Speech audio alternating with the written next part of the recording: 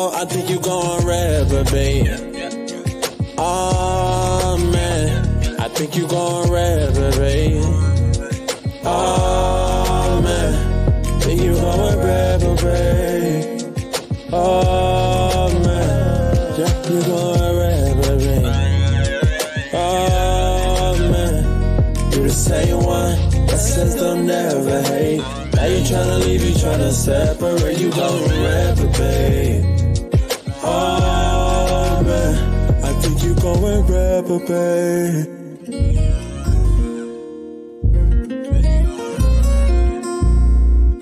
Oh, why are you so deceitful? You're trying to trip up the people. You can't control your ways, but you complain all the day. No, you're doing things not convenient. I pull a script, I can tell. There is no knowledge within you. Oh, I think you gon' reprobate.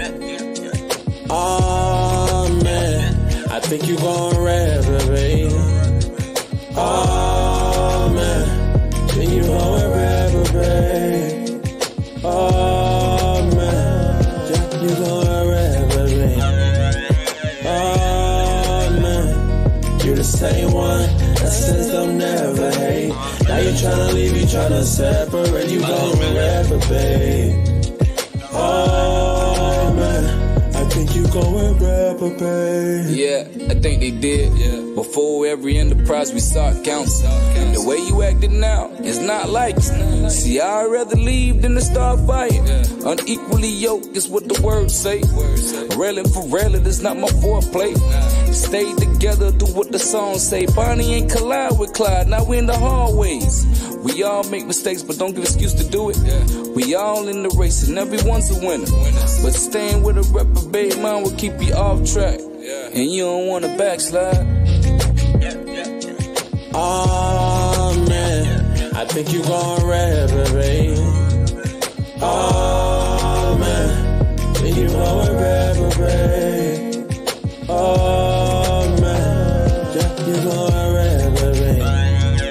Oh, man, you the same one that says they'll never hate. Now you tryna leave, you tryna separate, you gon' reprobate.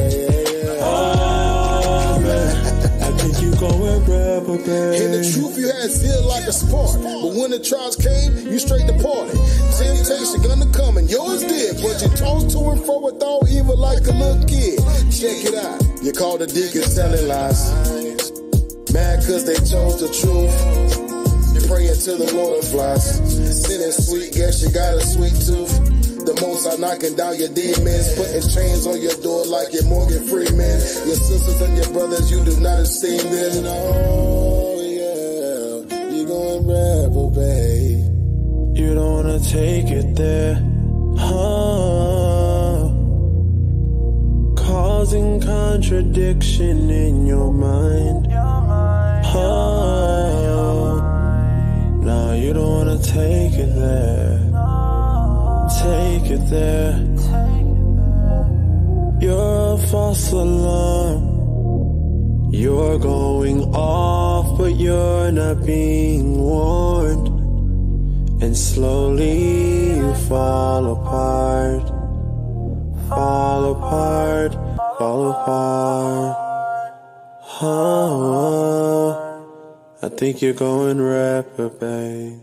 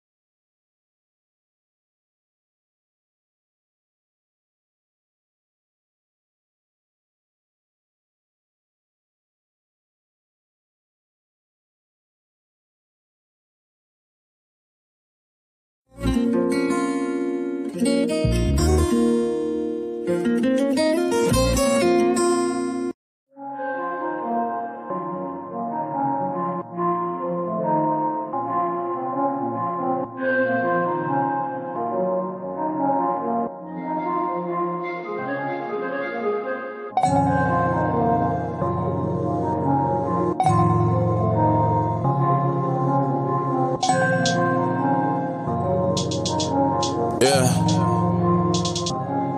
We be on them highways. Tell them be cool, we on the byways. Bring out the word, they looking sideways. I don't do it my way. We on them highways. Tell them be cool, we on the byways. Bring out the word, they looking sideways. I don't do this my way. I hold a 6, man. Demons rolling up, I'm about to fix that. Scoffer about to talk, I got the word for him. I ain't even know I even heard from him. Scriptures coming out and ain't no word from him. As soon as I pull out the laws, they run away. You was laughing, he gon' laugh at your calamity. Oh man. He gon' reprobate, oh man. I see you better believe it. We ain't got a reason, cause we gon' speak the truth. Whoa, whoa, whoa, whoa, whoa. Out in your city and you know you hear us loud, so stop your frontin'. We gon' bring the trumpets. We be on them highways. Tell them be cool, we on the byways. Bring out the word, they looking sideways. I don't do it my way. We on them highways. Tell them be cool, we on the byways. Bring out the word, they looking sideways. I don't do this my way. We be on them highways. Tell them be cool, we on the byways. Bring out the word, they looking sideways. I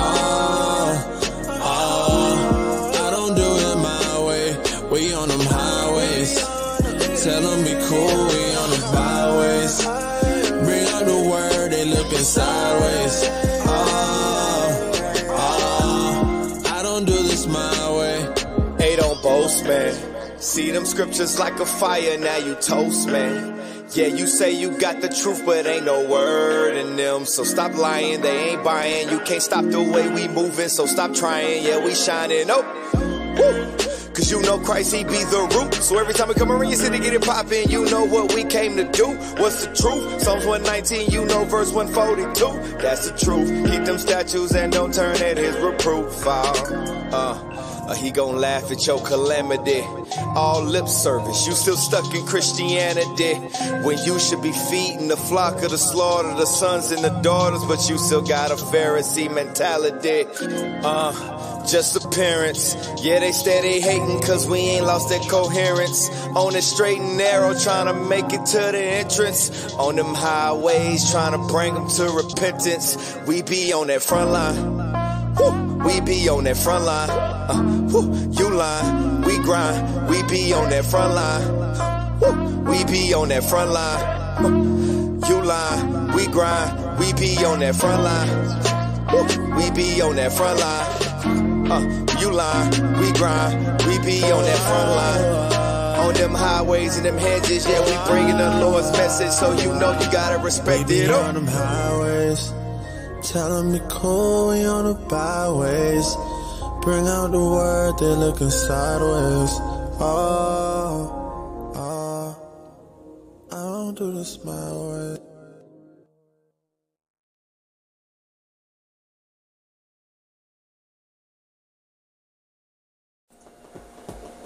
Shalom Israel, my name is Captain Shem, and I'd like to introduce the brothers that are with me. They're putting in work. We have Officer Abiel, Officer of 20, Officer Zakai, Officer of 10.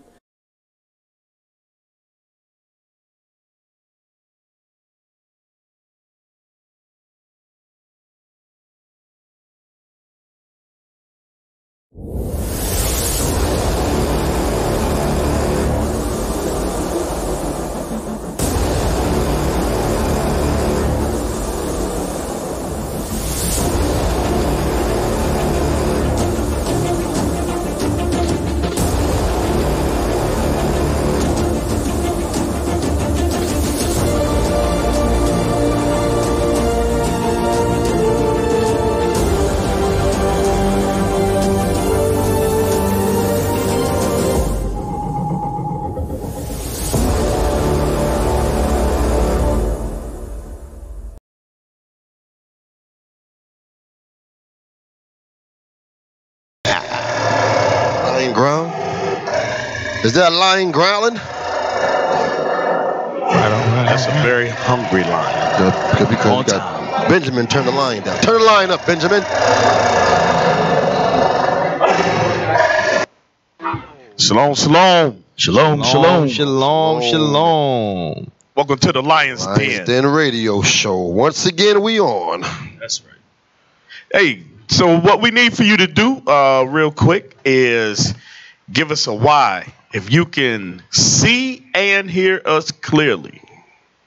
Just check Y for yes. Y. If you can see and hear us clearly, do a quick audio and visual check. You are tuned into the Lion's Den, Iuic Radio. Yes, sir. One of the many great radio shows on Sunday. Yeah, what they got? What we got on Sunday, Officer Michael? You got the world famous Patient Saints. All right. Then you got the Lion's Den radio show. Whoa, you just disrespected I just went right the past Raven and Wolf radio show. Oh, man. How could I miss that? How could Put some respect on the name. All right, everybody say they can hear sis. All right. We ain't going to waste no time. Let's get this thing rolling. I'm Officer C. Officer Kim Uel. Officer Elida. Officer Machiel. And you are tuned into the Lion's Den radio show. Where we don't ignore evil. We seek to expose it. We seek to expose it. We're going to expose some evil today, Jack. All praises, all praises. So before we get into the actual topic, we're going to keep y'all up to date with what's going on in the world, because one thing you'll find out for you brothers and sisters out there is that our people, as a nation of people, we do not watch the news. There was a time when black women just sat around and watched the news and knew what was going on. That is not our generation today. The generation today is worried about Snapchat, Instagram, and getting likes on their Facebook. So we got to give y'all the news, because if we don't, you won't get it anywhere else. All right, so let's touch on this issue. What happened in New Zealand, brothers? What happened in New Zealand? Man, what didn't happen? What happened is Esau revealed himself as the devil once again. As the devil again. So did y'all see the white people get pasted on the SPLC hate list? I don't know. Did the Caucasian man, they didn't put him on there? They didn't even want to show his face. Right. Let's read this real quick, because this was pretty interesting. Look at the title of this article. New Zealand bans terror suspect racist manifesto. Notice it separates the suspect from racist. It says that what he wrote was racist, but he necessarily himself is not racist. Nah, he's not racist. And they told the citizens to destroy any copies. We don't want any evidence of this hatred. Now they'll say they do that so the mindset of that hatred won't go to other people, but we understand what it is. We understand you want to try to hide who you are. You can't do it. All right, scroll down. Who gonna read? Oh, they want to hide him, huh? Okay, you got that? They're trying to hide him. I'll read. All right. I got you. All right. We're going to show this devil today. Watch. All right. It said New Zealand's government on Saturday banned a racist, angry manifesto written by the suspected gunman of two recent mosque shootings in Christchurch that killed 50 people, arguing that the 74-page document promotes murder and terrorism. So hold on. They arguing that this document might promote murder and terrorism. It might. 50 people are dead. Keep reading. New Zealand's Office of Film and Literature Classification issued a statement officially classifying the manifesto titled The Great Replacement and authored by the alleged 28-year-old shooter objectionable. The alleged suspect, Hey, what? On this show, we say we don't ignore evil, right? Right. We expose it, right? Right. Put a picture up. Put a picture up of the man they're trying to hide. Right. This suspect. He ain't a suspect. He is the murderer. Bruh, they got video footage of him doing it. Allegedly. But they want to block his face out. No, we got his face. Oh, my goodness. We got the red coming through the skin. So allegedly. The tech allegedly. That's just like Dylan Roof. He had to go to court to see if it was alleged or not. Hey, this guy looks just like Dylan Roof. Look like it could be his daddy. Could be his daddy. Pull it up. Come on, man. Come on. All right, Vegetable under the country's law. Scroll down a little bit. Yeah. We got 4 brothers over there. There's an important distinction. Read that part. There is an important distinction to be made between hate speech. Hold on. There's an important distinction to be made between hate speech, meaning when Negroes speak and when the white man speaks. Those are 2 different hate speeches now. Read. Which may be rejected by many right-thinking people, but which is legal to express. And this type of publication, which is deliberately constructed to inspire further murder and terrorism.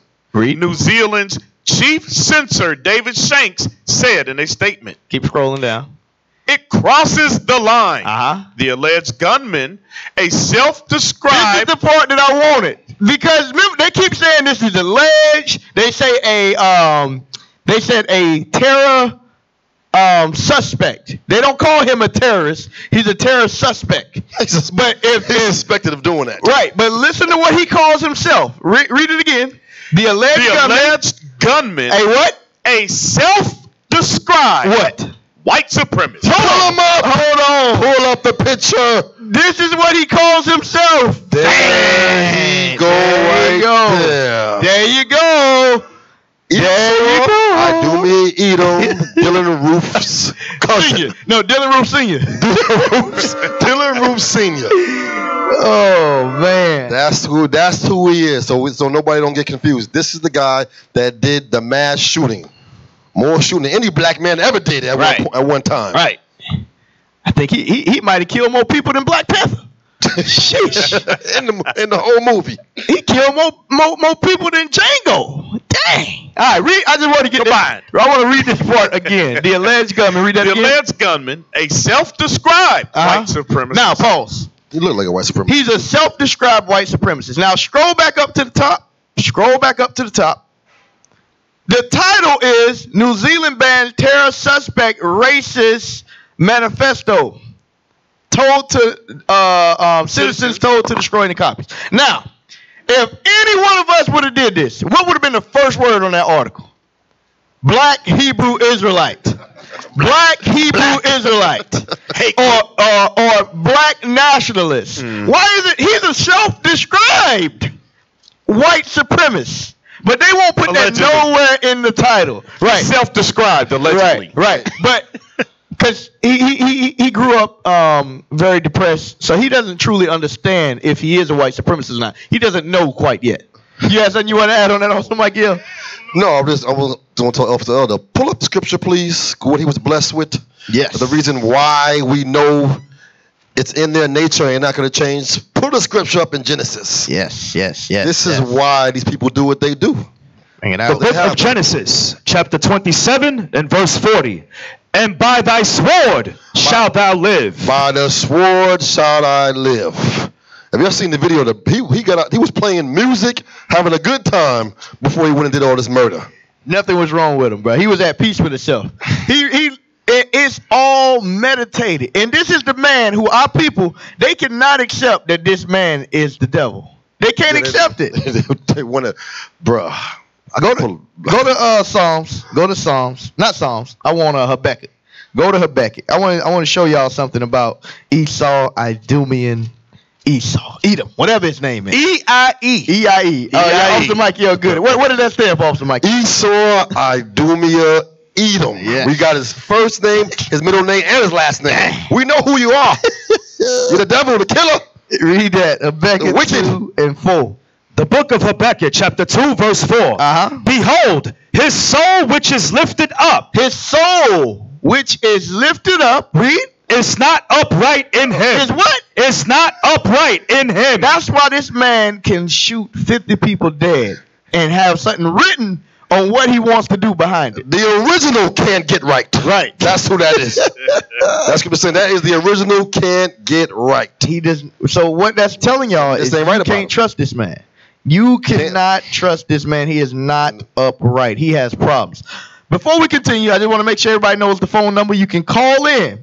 You can call in on the show throughout the show and make a comment. If you want to add on to what we're bringing out, we would love to hear you. All right, the phone number. What's the phone number? It just went away. It was on the screen. Hold on. I gotta wait for it to pop up. Then I'm gonna give it to you. Tech team. Where is the phone number? You got the script. 407. We can't post the phone number on the screen. What is it? 407.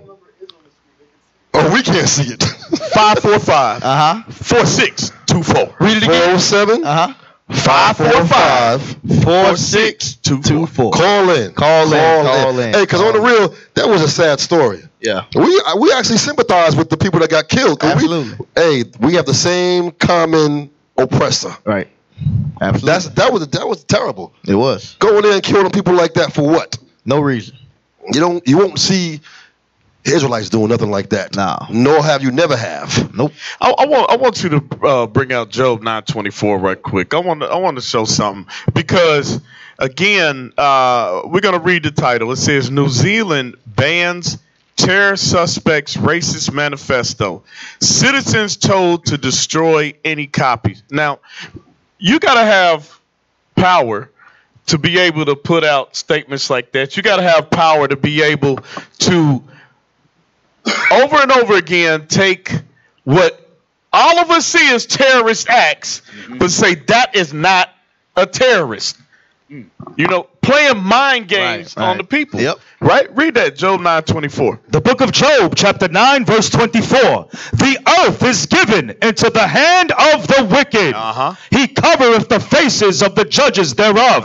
If not, where and who is he? So the earth is given into the hands of the wicked. And so with that comes the power to rule, to control, to take what we see and to perform the witchcraft to say, you know what?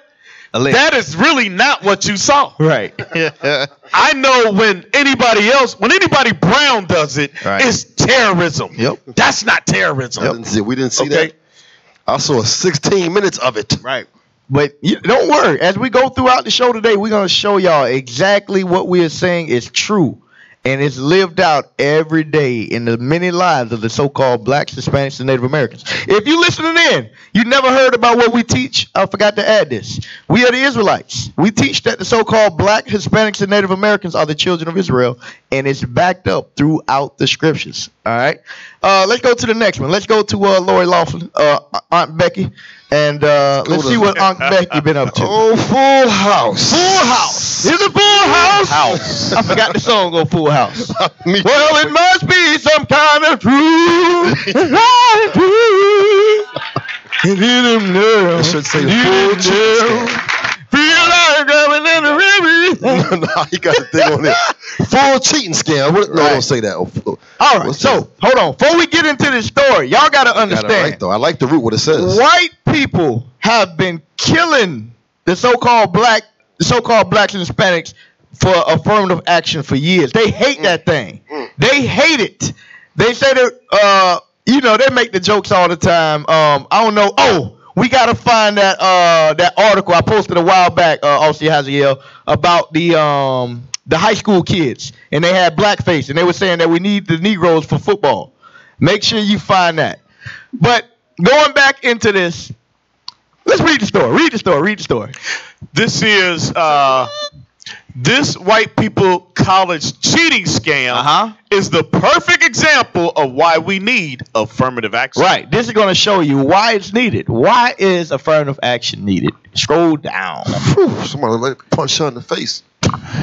Oh, that's just a regular. Whenever people try to tell me that affirmative action admissions policies give black people, and by extension other non-black people of color, an unfair advantage, I always have to remind them that the deck is stacked against us in the first place. Read. White privilege, systemic and institutionalized racism, and nepotism are some of the biggest advantages that white students have when applying for college. Right, because one of the number one aspects on your college application in the past is your parents, if they are alumni or not. If your parent is alumni, you have a lot better chance of getting in. Well, throughout the years, the black man was only allowed to go to college from the 60s if you weren't an athlete. So the opportunity for you to be accepted into prestigious colleges are dropped immensely. All right, read. And apparently, when those don't work, their parents will just spend a lot of money to flat out cheat the system. What is they talking? Maybe this is just being dramatic. We just making this up that white people will spend money to get into college. Now I want y'all to think about this. I want y'all to think about how much white privilege exists. When we read about these numbers that these people are spending on their children to go to a certain college, it ain't because they need them to get their education to be successful. It's to go to this college to keep the prestige of the family up. It has nothing to do with survival. You're supposed to go to college to get an education to be able to better yourself, better your situation. The white man don't go to college for that. They go there for fun, to go to the football games, to party. That's what it's about. Read this. Molly's.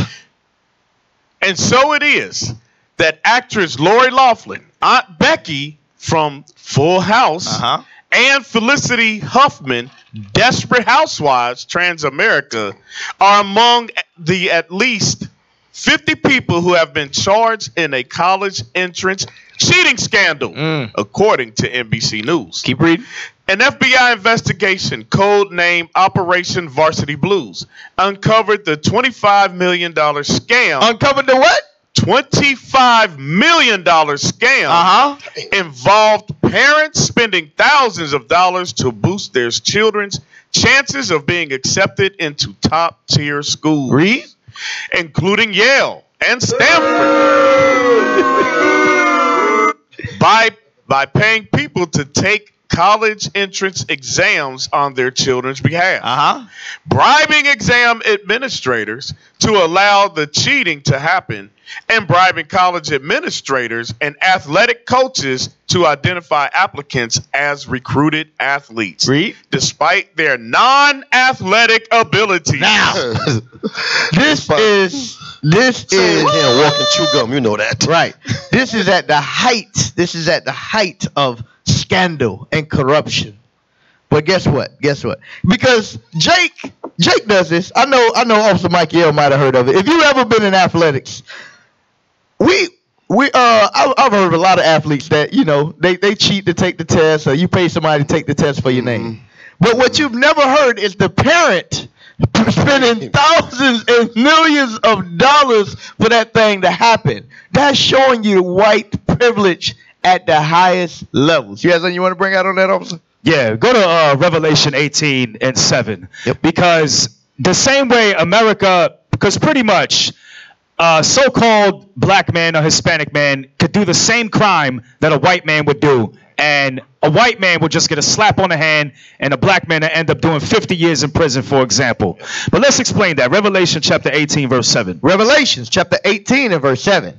How much she have glorified herself. So this is going into Babylon the Great, which is the biblical name of America. America has glorified herself by the extortion that she has done amongst all nations on the earth. Go ahead. And lived deliciously. She has lived deliciously. Read. So much torment and sorrow give her. So the Most High is going to repay her torment and sorrow for all the wrong that she's done to everybody on the earth, for destroying the earth. Go ahead. For she saith in her heart. This is what America says. The rulers of this country say. Go ahead. I sit a queen. I sit at the top. Go ahead. And am no widow. A widow is somebody who sees loss of life. America says, I'm not going to see any loss of life. That's why when we read in Job chapter 9, verse 24, it said, if not, where and who is he? Nobody knows that America is the mother of harlots and the abominations of this entire planet. Go ahead. And shall see no sorrow. And that's what America thinks. That's why they can get away with the things that they do. You know what I'm saying? Nobody thinks that America is the blame of anything. That's why it says, I shall see no sorrow and am no widow. All right. Absolutely. Absolutely. You have something you want to bring out of that, officer?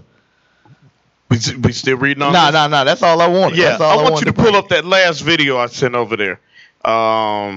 Because now, this is what they do.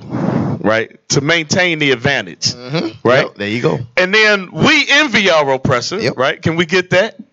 And this is how they manipulate us. Bring it out. All right. The book of Proverbs, chapter 3, verse 31. Envy thou not the oppressor, and choose none of his ways. Now, we're not saying don't get an education, but when we go to these Ivy League schools, a lot of times we separate from our people. So let's see the further examination of how they do this to us as a people, right? Go ahead. They got to maintain their advantage. Play that. It's you liberals who have lifted them up, Howard. Paul, you conservatives make a mistake. You can't afford to stranglehold people.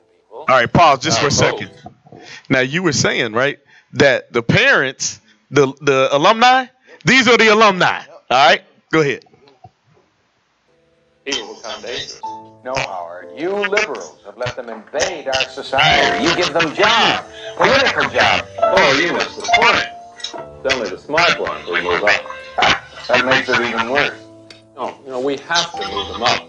If we leave a smart one in the ghetto, he might develop into a leader against us. But if we raise him up into white society, we neutralize him. He feels compelled to try to act like us.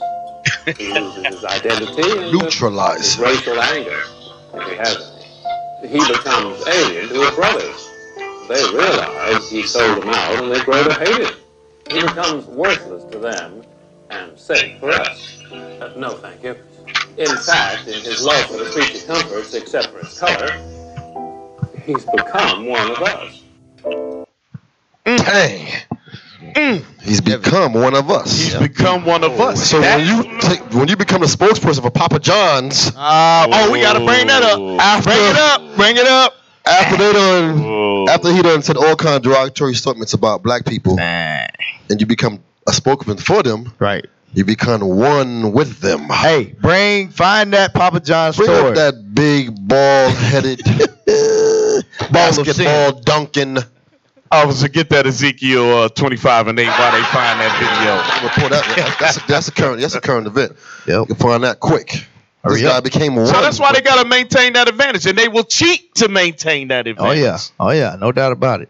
Ezekiel chapter 25 verse 8. Thus saith the Lord God, because that Moab and Seir do say, behold, the house of Judah is like unto all the heathen. So like he said, we become docile. That anger, you take the smarter ones.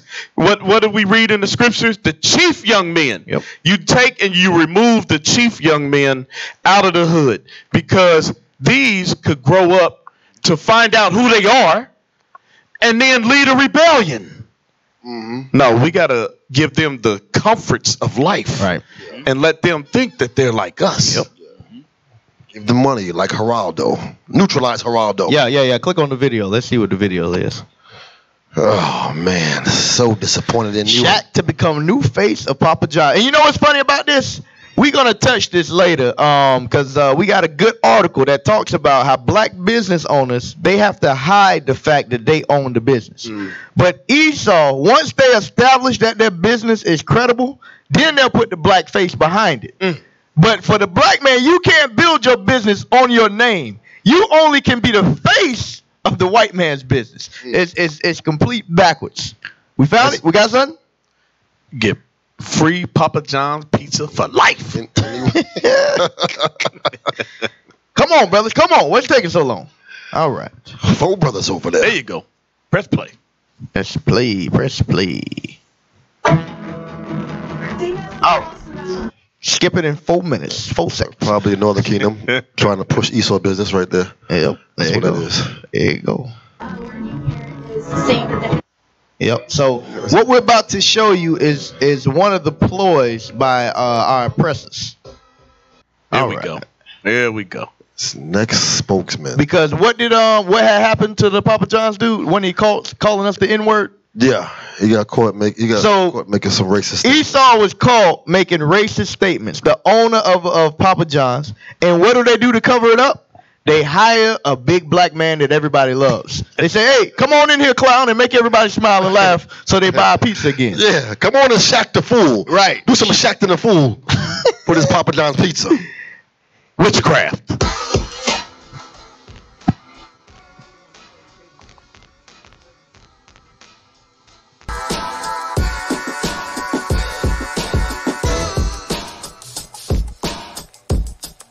You going to?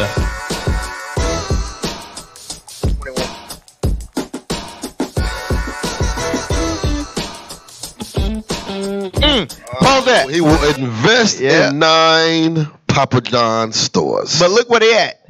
In Atlanta. Everything Esau does is calculated. They told him where they invested at. Do it in Atlanta, the epicenter of black people. Because if we can change the hearts and minds of Atlanta, we got everybody else. Keep reading. I keep playing. Pause. The company will pay O'Neal $8.25 million over 3 years for the endorsement deal. He can't turn that down. Where's that chump change? Where's that scripture? For them, you're actually right. Pick any one. A gift destroy the heart. Give me that. Oh, Give yeah. me that. Give me that. Ecclesiastes 77. Give Hey, me look, that. I'm doing damage control for you. Right. And he don't even, and that's all he getting. They said they're gonna bring back the image, trying to read. Hey, we're some cheap whores. whores. I'm gonna tell you like that, man. We're some cheap whores for Esau. Absolutely. Read that.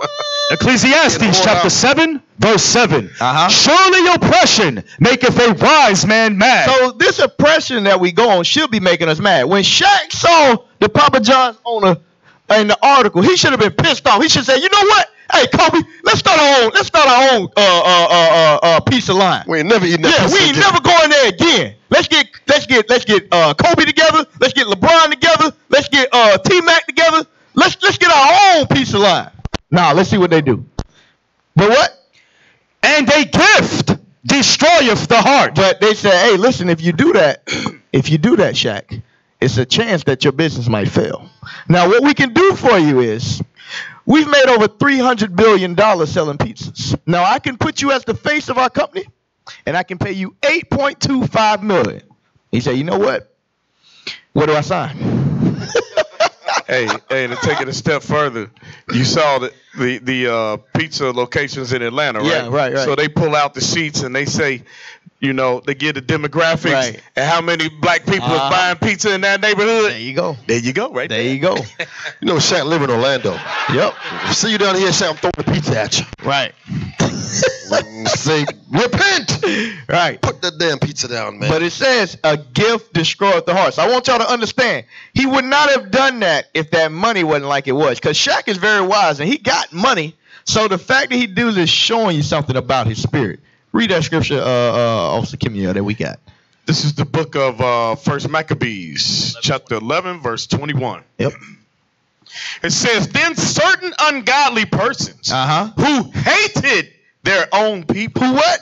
Who hated their own people. Who hated their own people. Because for you to perform an act like this with a company that is a known racist, you have to have hatred for your own people to do that. All right? You have something? Yeah, stay in Maccabees, go to chapter 8, verse 1. Okay, because as a result of when our people hate their own people, this is the example that they display, and they go for that gift that eventually destroys their mind. First Maccabees 8 and verse 1. The book of First Maccabees, chapter 8, verse 1.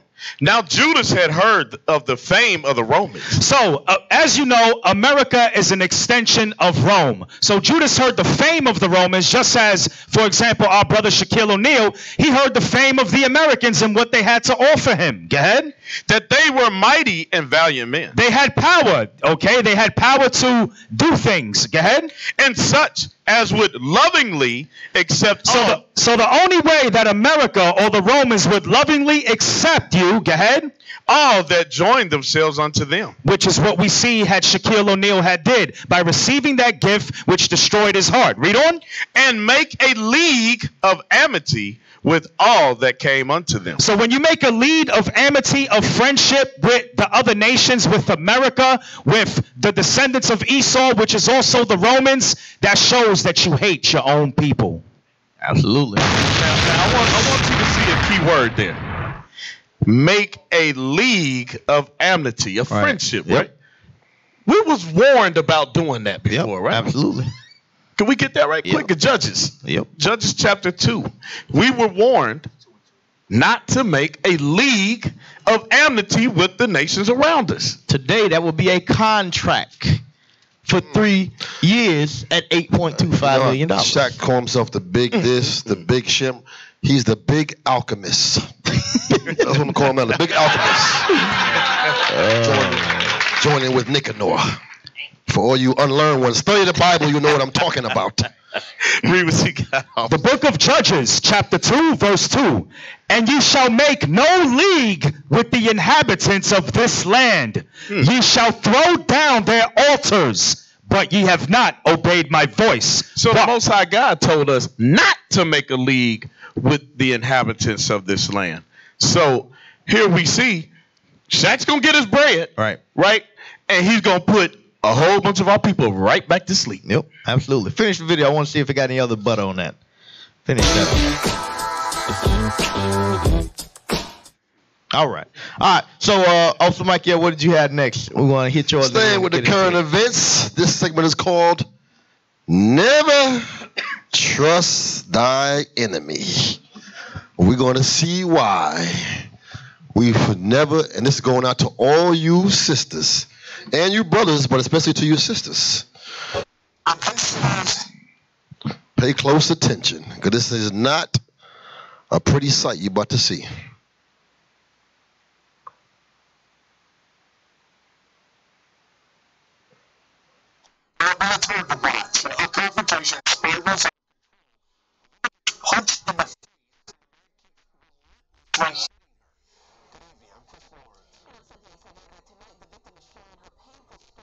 With WFAA. Matt Howerton is live in Dallas's Deep Ellum neighborhood where this all happened. Matt, how's she doing?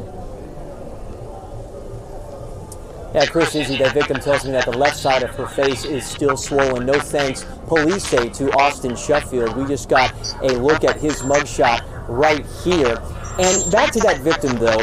She told us tonight exclusively that her wounds will heal, but it will take her some time to get over what happened in this parking lot behind me last night.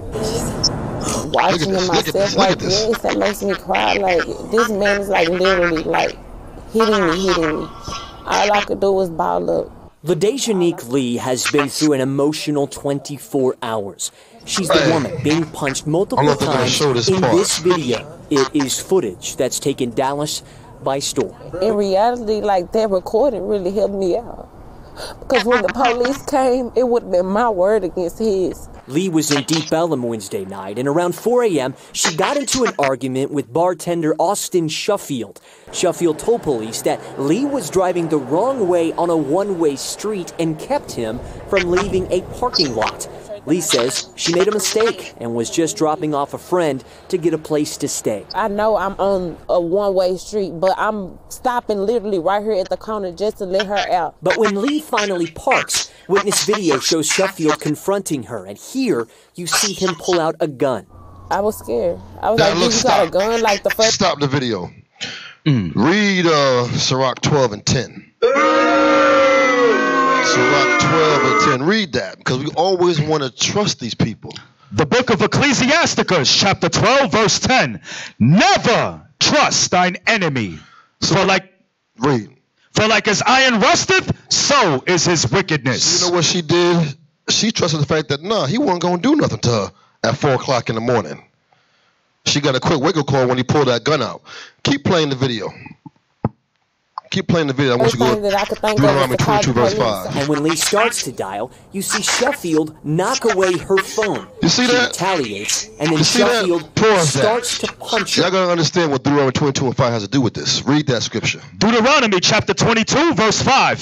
The woman shall not wear that which pertaineth unto a man. Wearing them pants puts a man spirit on you. If someone has a gun in their hand, what are you doing trying to fight them?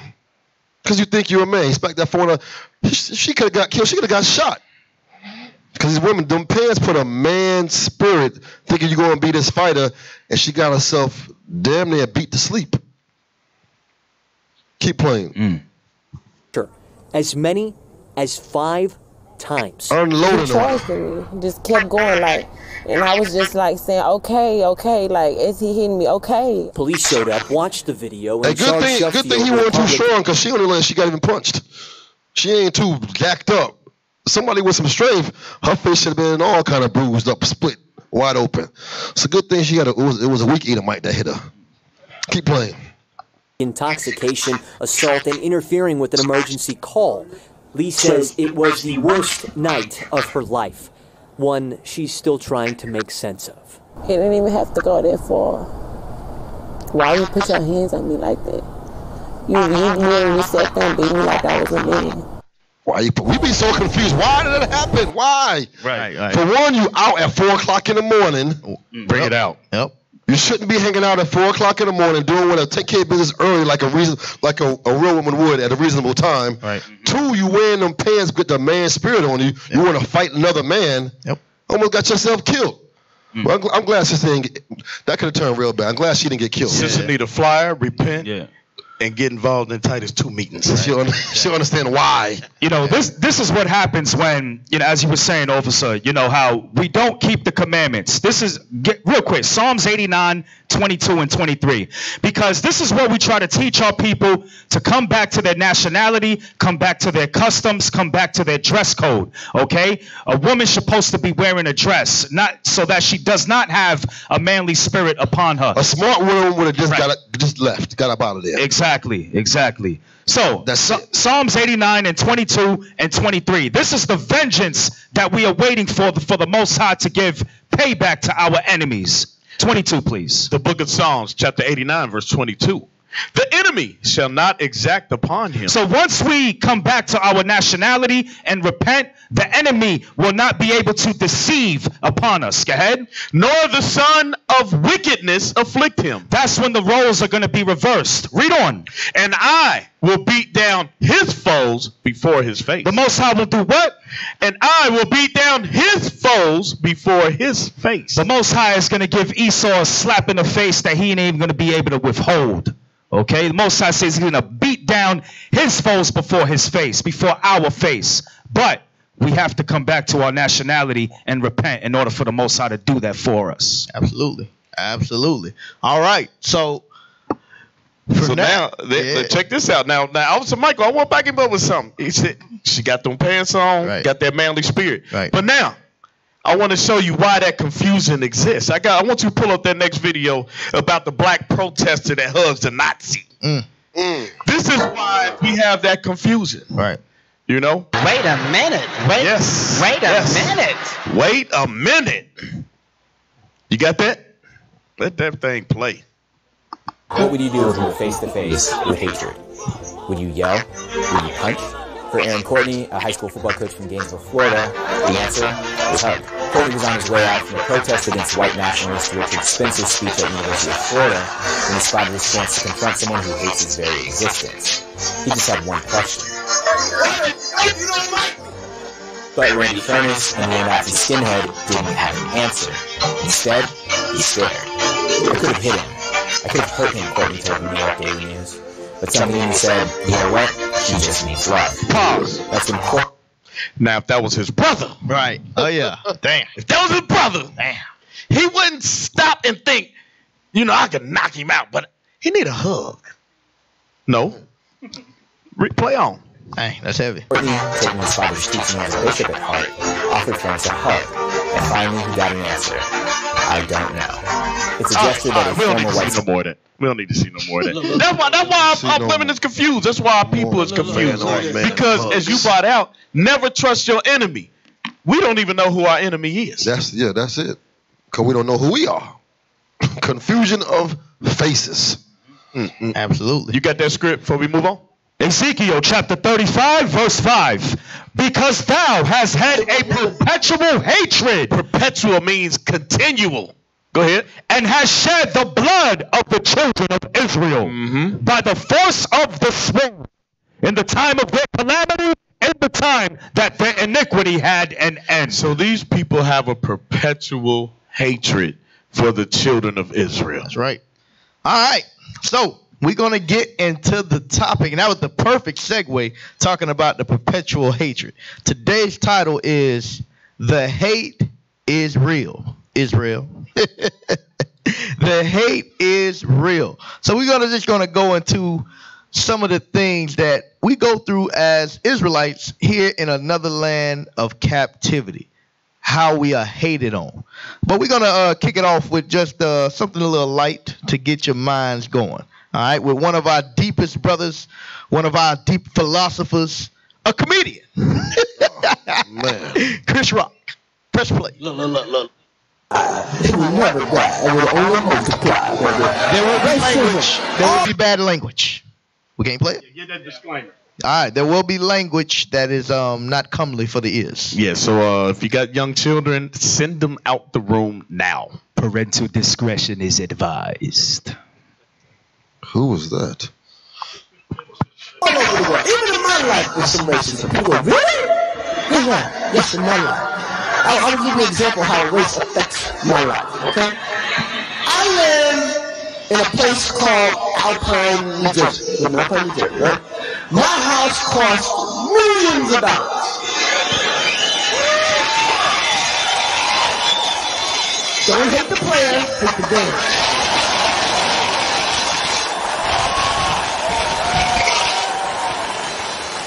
In my neighborhood, there are 4 black people. Hundreds of houses, 4 black people. Who are these black people? Well, it's me, Mary J. Blige, Jay-Z, and Eddie Murphy. Only black people in the whole neighborhood. So let's break it down. Me, I'm a decent comedian, I'm alright. Mary J. Blige, one of the greatest R&B singers to ever walk the earth. Jay-Z, one of the greatest rappers to ever live.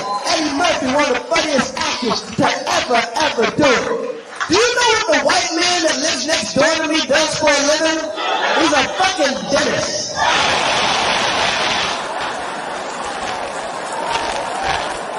He is the best dentist in the world. He ain't going to the Dental Hall of Fame. He don't get plaques for getting rid of plaque. He's just a yank your tooth out dentist. See, the black man gotta fly to get something that the white man can walk to. That's right, baby. I had to make miracles happen to get that house. I had to host the Oscars to get that house. And to this day, I don't even believe it's my house. That's why I keep a bag packed right by the door.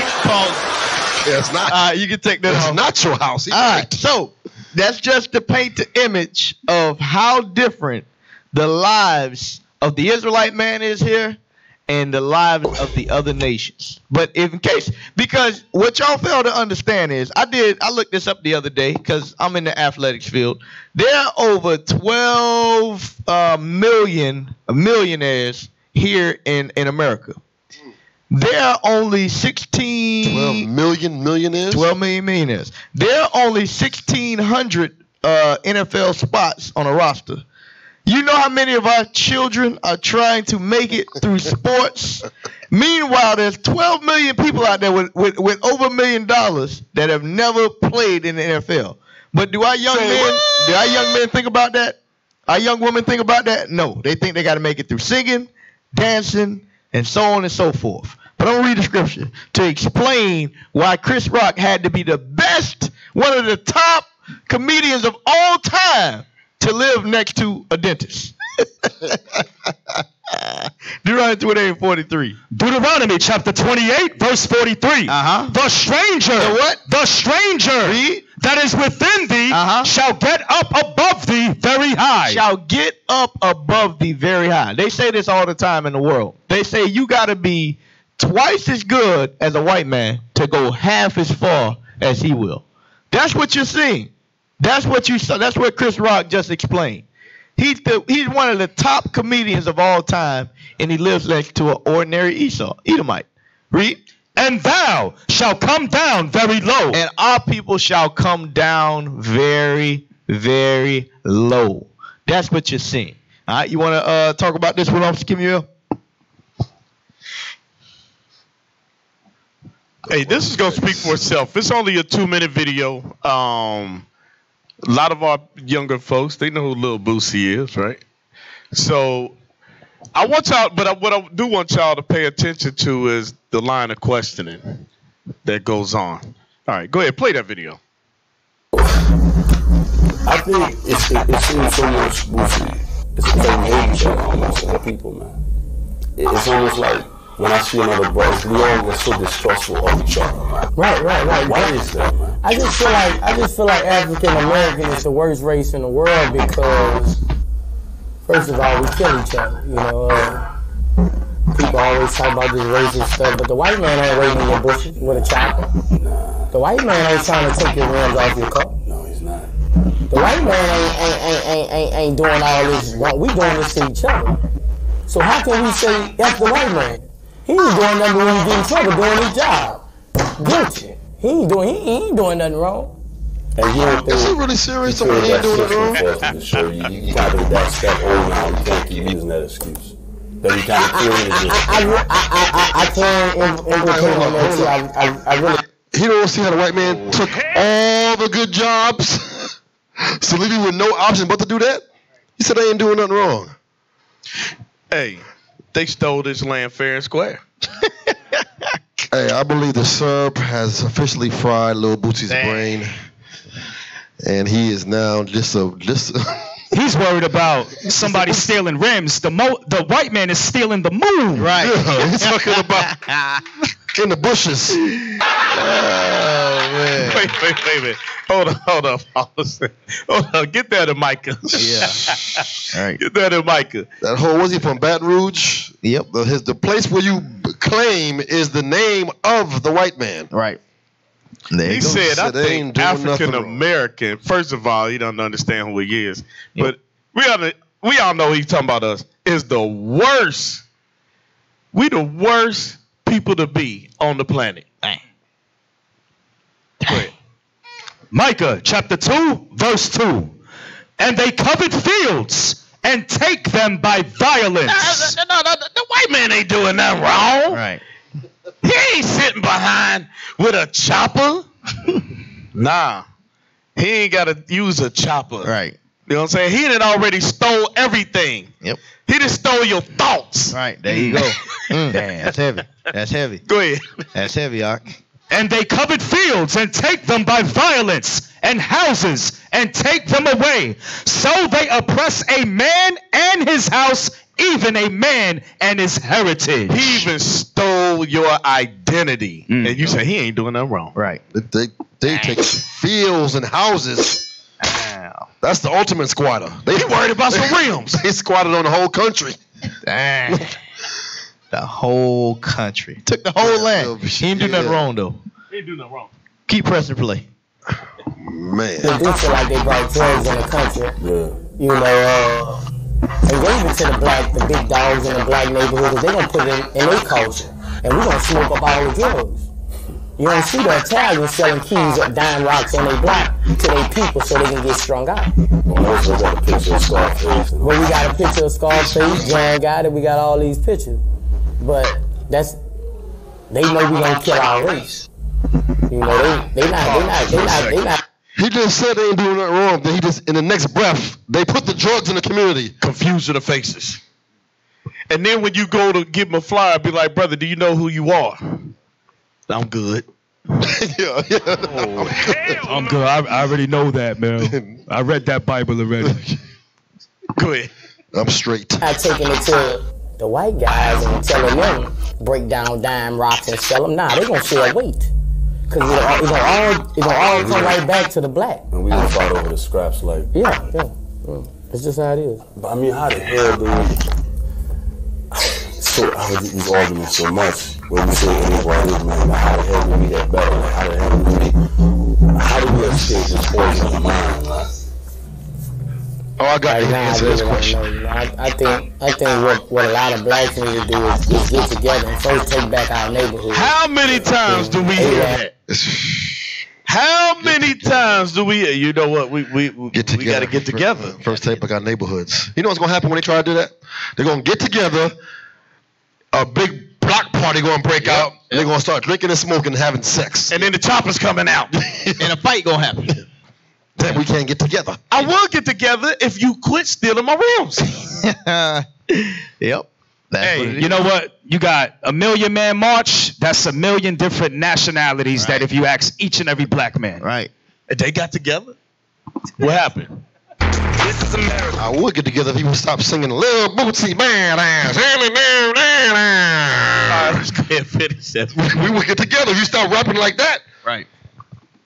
As everybody around our neighborhood, every corner store area, restaurants, you know, if we was to perform and get our neighborhoods back, and be able to have money to build our own education, you know, to where we hire our own teachers to teach our people. You know, we giving the government to teach our people. You know, they don't have the same love for us as we got for our kids. Not at all. Come on, Bootsy, man. But wait a minute. Come on. He just said they don't have the same love for us as we have for our kids. Right. But do we really have love for our own kids? Right. That's a good question. Not if we making that music. Not if we making that music, no, we do not have love for our own kids. And he know that. Absolutely. You need to get hit with a Bible on the forehead. So, reminder, call in 407-545-4624 with your questions or comments. Because we know you're affected by the same thing we're affected by. We are the Israelites. We are all living under these curses. Yep. This hatred is affecting us all. Call in. Bootsy, you call in, bro.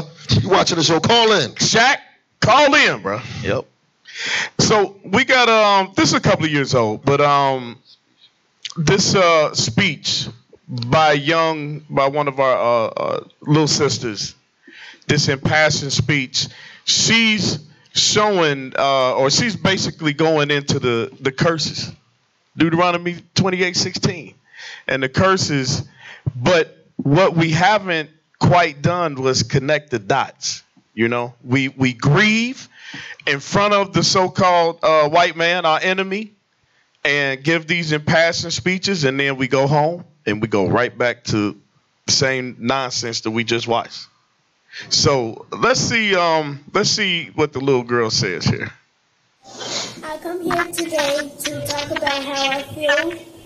And I feel like that we are treated differently than other people, and I don't like how we're treated, and just because of our color doesn't mean anything to me.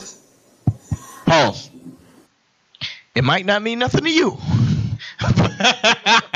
You cannot see race all you want to, but it means something to those people that are treating you differently. Understand that. Keep pressing play. I believe that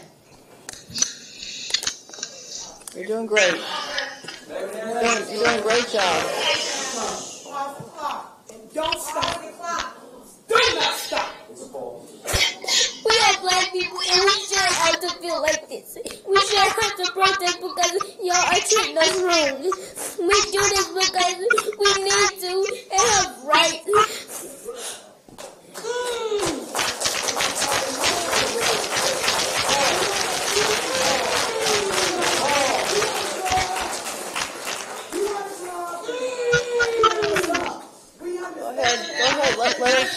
Let her talk.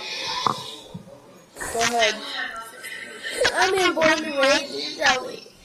And I never felt this way till now. And I can say I know we're treated.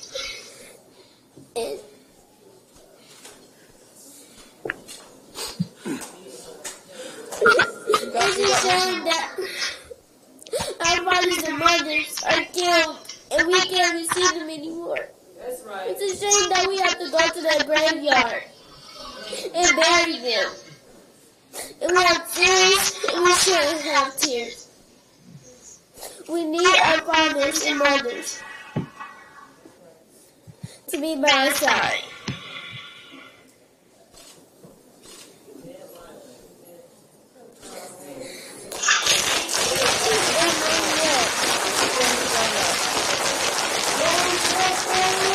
See that the young girl, she says, and I'm mad. She said a lot. She said a lot. She said we need our fathers and mothers. Right. Somebody get his sister a round of applause. Give her a round of applause. Where my DJ at?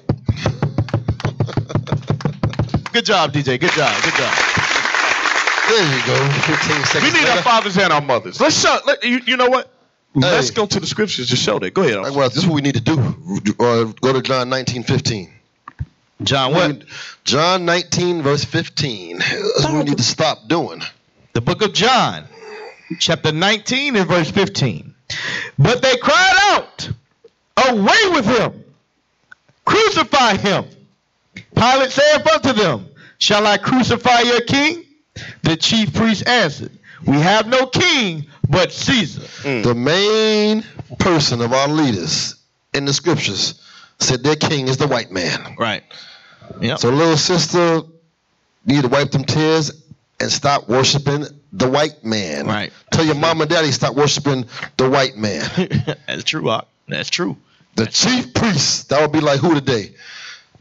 T.D. Jakes or Al Sharpton or somebody says, nah, our king is Caesar Borgia. Right. That's what they do. That's what they do. Go ahead. You had that what you want? Lamentations 4:17. Yep. Because it looked like either a courtroom setting or like a city hall. They pleading the case. Right. But who are we pleading our cause before? The mayor. Same oppressors. Yep. Go ahead. Lamentation chapter 4 verse 17. As for us, our eyes as yet failed for our vain help. What kind of help? Vain help. Worthless. Read. In our watching, we have watched for a nation that could not save us. Read on. They hunt our steps, that we cannot go in our streets. Our end is near. Our days are fulfilled, for our end is come. Let's see what these people are. Read 19. Our persecutors are swifter than the eagles of the heaven. Our persecutors are swifter than the eagles. The Most High has given us the representation of these people. He's given us clues. Who is our persecutors? Right. Who are our oppressors? Right. Those that carry that emblem of the eagle. Chevy. Hey, we've been in them settings, man. They'll let you do all that talking, but as soon as you start giving solutions, they're going to shut you down. That's right. If she would have started bringing some solutions out, they would have shut her down quick. Absolutely. Can we bring a solution now? Bring it out. Sirach 30. Bring it out. Sirach 30 and 3. Let's bring some solutions out. The book of Ecclesiasticus, chapter 30, verse 3. He that teacheth his son grieveth the enemy, and before his friends he shall rejoice of him. Though his father die, yet he is as though he were not dead. For he hath left one behind him that is like himself. While he lived, he saw and rejoiced in him. And when he died, he was not sorrowful. He left behind him an avenger. He left what? An avenger against his enemies. Against his enemies. That means that this one that was teaching, he understood who his enemies are. Right. Read.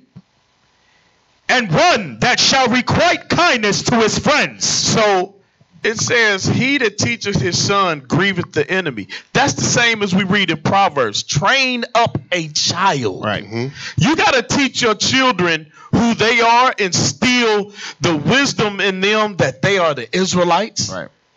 They are the greatest people ever to be created on the earth. Right. And you also have to teach them who their enemies are. And to follow God's commandments. Absolutely.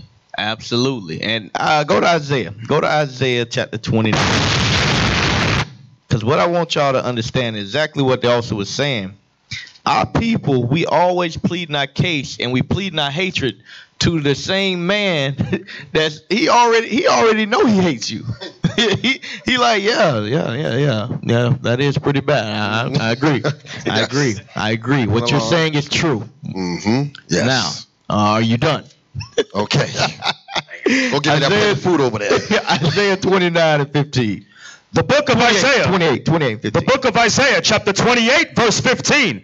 Because ye have said, we have made a covenant with death. Because what a lot of our people don't understand is that your leaders, your pastors, your preachers, your politicians, they have made a covenant with our enemies. That is why our situation has not changed in these nations. It's not changed. Read. And with hell are we at agreement. And what? With hell are we at agreement. With hell are we at agreement. When you read Isaiah chapter 5 and verse 13, hell is captivity. So our leaders are cool with us being in captivity. Hey, that goes back to that clip you showed the black dude hugging the white man. Yes, I agree. I want to be in hell with you. There you go. There you go. Continue to reign over us. I agree with that. Right. It go with Shaq too. Shaq has no problem being in agreement with the nations because it's beneficial to the leaders of our people. Yep. That's what y'all don't understand. The leaders of our people, they experience oppression, but at a different level. They don't experience it till the white man knock on their door late at night. But for the most part, they think they live as white men. Yes. Until they get their wake up call. Yes. Or their death call, so to speak. Right. Mm-hmm. So they are cool with the majority of our people being at the bottom. They fine with that. Because one thing about the black man, what you'll find out, everything we do as a nation of people is to separate ourselves from one another. Mm-hmm. Why do we love name brand clothes? Why would we spend hundreds and thousands of dollars on clothes? Because guess what it does? It separates me from you. Guess what? Hey, bro, you ain't got these. I bet you ain't got these. I got this last night, just dropped. You see this Gucci belt? You ain't got it. Straight from the white man. Right. You ain't got this. Right. We have it, and the pants is $500. The belt is $1,000, and they still sagging their pants. There you go. Read verse 15 all the way through again. Because ye have said, we have made a covenant with death, and with hell are we at agreement. Read. When the overflowing scourge shall pass through, it shall not come unto us. Read. For we have made lies our refuge. For what? We have made lies our refuge. Read. And under falsehood have we hid ourselves. And under falsehood has your leaders hid themselves. Like the officer just brought out. We hide ourselves under what? Caesar Borgia. We hide ourselves under what? The Constitution. We hide ourselves under the thing that all men are created equal. But when you actually live this life, you find out that that's not true. And the next video is going to show that even more. Click on that video. The racial double standard. Let me just get one scripture. No, just one scripture. Going back to that young little girl. Let me get Sirach 41:7. Because as a result, because we understand that the men is the leaders of our nation, okay? When the men are not in order, that's when the whole household gets destroyed, okay? But read that real quick. The book of Sirach, chapter 41, verse 7. The children will complain of an ungodly father. Children will do what? Complain of an ungodly father. So, a righteous man will be at home with his family, with his kids and his wife, not worrying about where the kids have to worry about if their father is going to get gunned down in the streets. Okay, it says the children will complain of an ungodly father. Read on. Because they shall be reproached for his sake. And that's the reproach where Esau will look at that yellow girl, that little girl pleading and just say, you know what? Yeah, I hear you. You know what I'm saying? Are you done yet? That's the reproach. Children will complain of an ungodly father. Go ahead. It's heavy. That's heavy. You want to? Hold on. Officer for the senior, quick clip dealing with the Gucci scenario that we just made light of with our people, how we love to separate themselves one from another. Give you one of our leaders that are at agreement with hell, because that's what we said. Our leaders are in agreement with hell.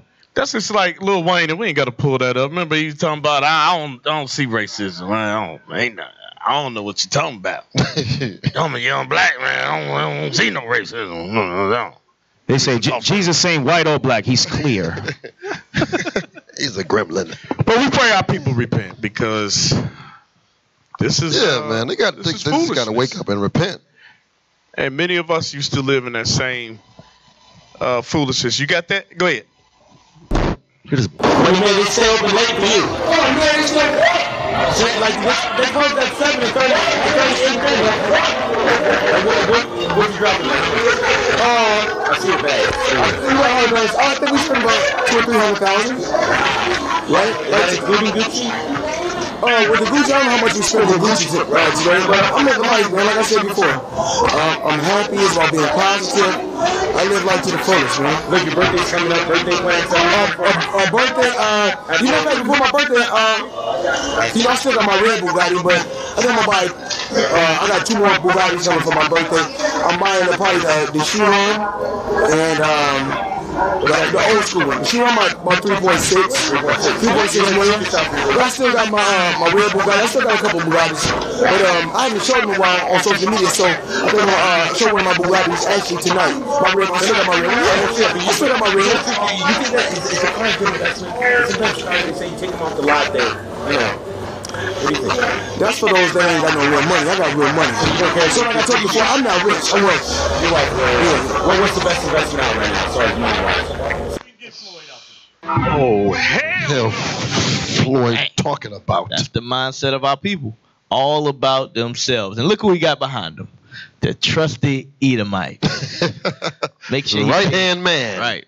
Hey, Lil Boosie said we need to come together. Right. We need to come together. Right. Floyd said I can't come together with y'all. Y'all broke, man. Yeah, damn. Y'all broke niggas. I can't come together with y'all. Well, hey, what's that saying? Broke people make me sick. That's how you know our people are this. We say that broke people make us sick. You always try to separate. We always try to separate ourselves from each other. All right, play that next one. The racial double standards. Come on. Was elected as the first African American 2008 and re-elected in 2012. Among his base supporters, African American voters were said to be motivated by their shared racial identity. Researchers suggest that the perception stemmed from motivations to see members of our in-groups as unique and members of our out-groups as all alike. This makes it easier to subject out-groups to racially reductionist stereotyping, like the assumption that African American voters base decisions on race alone, but other groups employ merit-based decision processes. Researchers Darren Davis and David Wilson published an experiment that asked subjects whether certain groups vote based on race or for the best candidate. 66% of white respondents said that African Americans voted based on race, both generally and in the 2008 election. This research highlights the double standard applied to African Americans. Whites tend to see African Americans' behaviour as biased, but their own behaviour as objective. Pause. This stereotype. White people see our behavior as biased, but they see their behavior as subjective. What does that mean? That means they think everything we do, if we have a bias to it, we're not making a qualified decision, so to speak. But when they do something, they believe that they're making educated selection, showing you what. Showing you what, they think less of you. They think less of you. They say, man, Negroes only gonna vote because it's black people. That's all it is. Only reason why Obama got in there is because he was black. The only reason why you voted for Gilliam because he was black. And guess what? I hate to break it to you, black people, but it's true. They know it's true. They know it's true. It's true. Golly. All right, next one. I just want to show y'all that. But that's another way of hatred towards our people. You are not even allowed to think for yourselves without them labeling you something or saying that you're biased or so on and so forth. And matter of fact, Yaziel, did you put that article that you read earlier? I want to read that article. I want to read it after this next video. All right, so go to all right, there we go. Play that one. What discrimination looks like in America. And discrimination is a nice word for hate. All right, if you didn't know that. That's the white man's word for hate. You've probably heard a lot about systemic discrimination in America. It's the idea that if you're not white, the deck is somehow stacked against you. Pause. And that is true. Here we go again with this talk. Yeah, some way.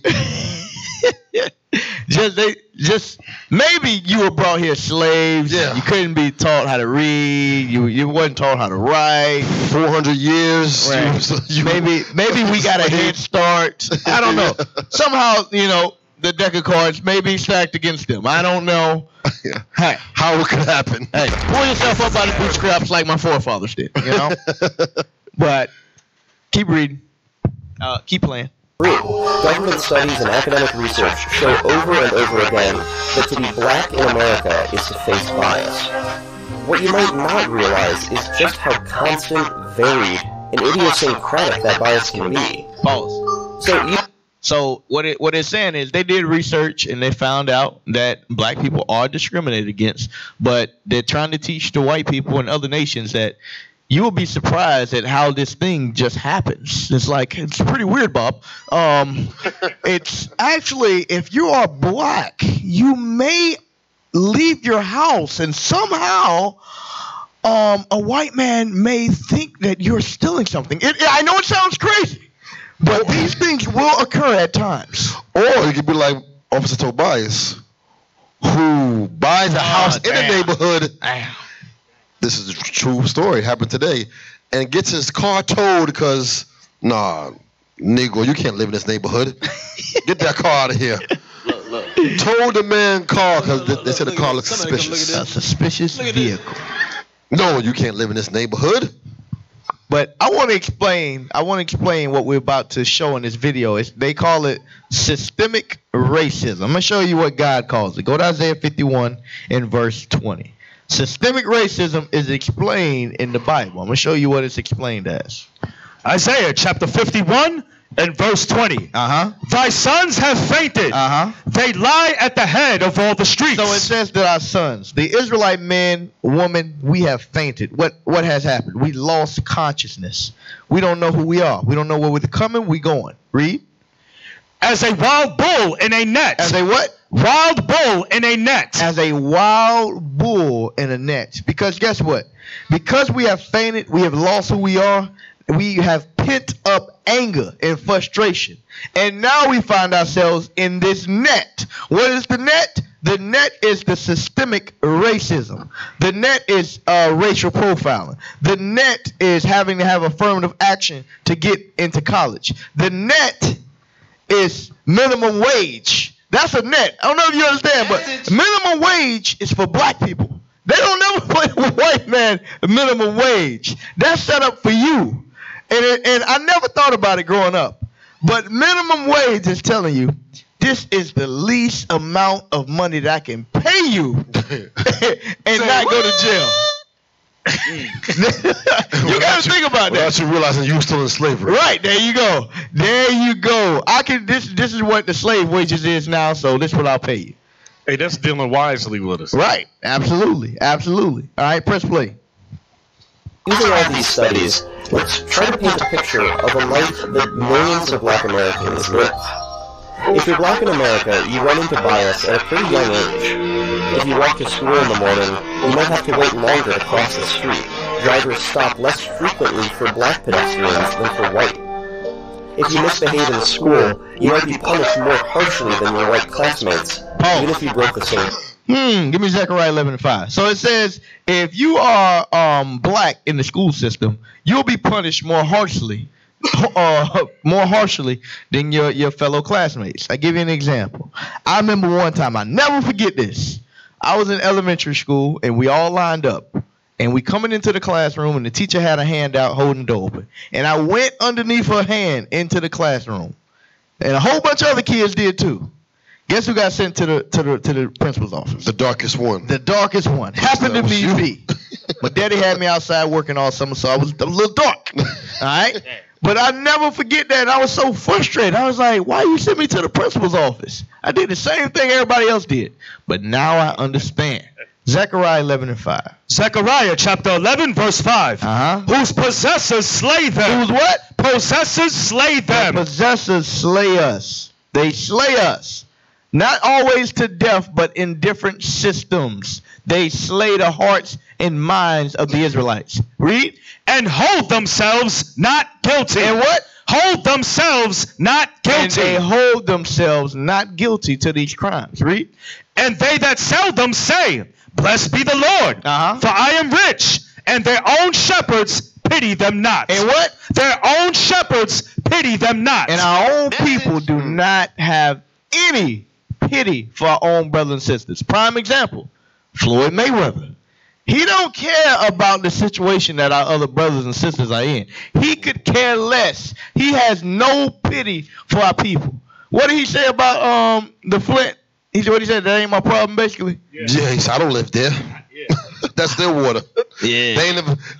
He said that they ain't never buy no team Mayweather t-shirts. Dang. Why should I support them? They ain't never support me. Seven, you said that. Get Amos chapter 6, verse 1. Read verse 1, and then we're gonna jump to verse 6. Going on to what Officer OC had said about Floyd Mayweather, how he don't give a damn about the condition of his people. Amos 6 and 1. Amos chapter 6 and verse 1. Woe to them that are at ease in Zion. So God says destruction to them that are at ease in Zion, at ease here in America, living comfortably. Jump down to verse 6. Verse 6.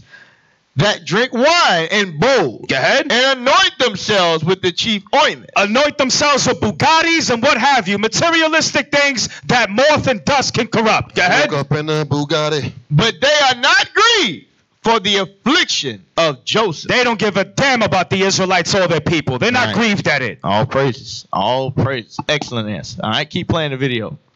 And when you apply to colleges, your disciplinary record might make it harder to get in. If you're black in America and you're looking for a job, you might have to look harder.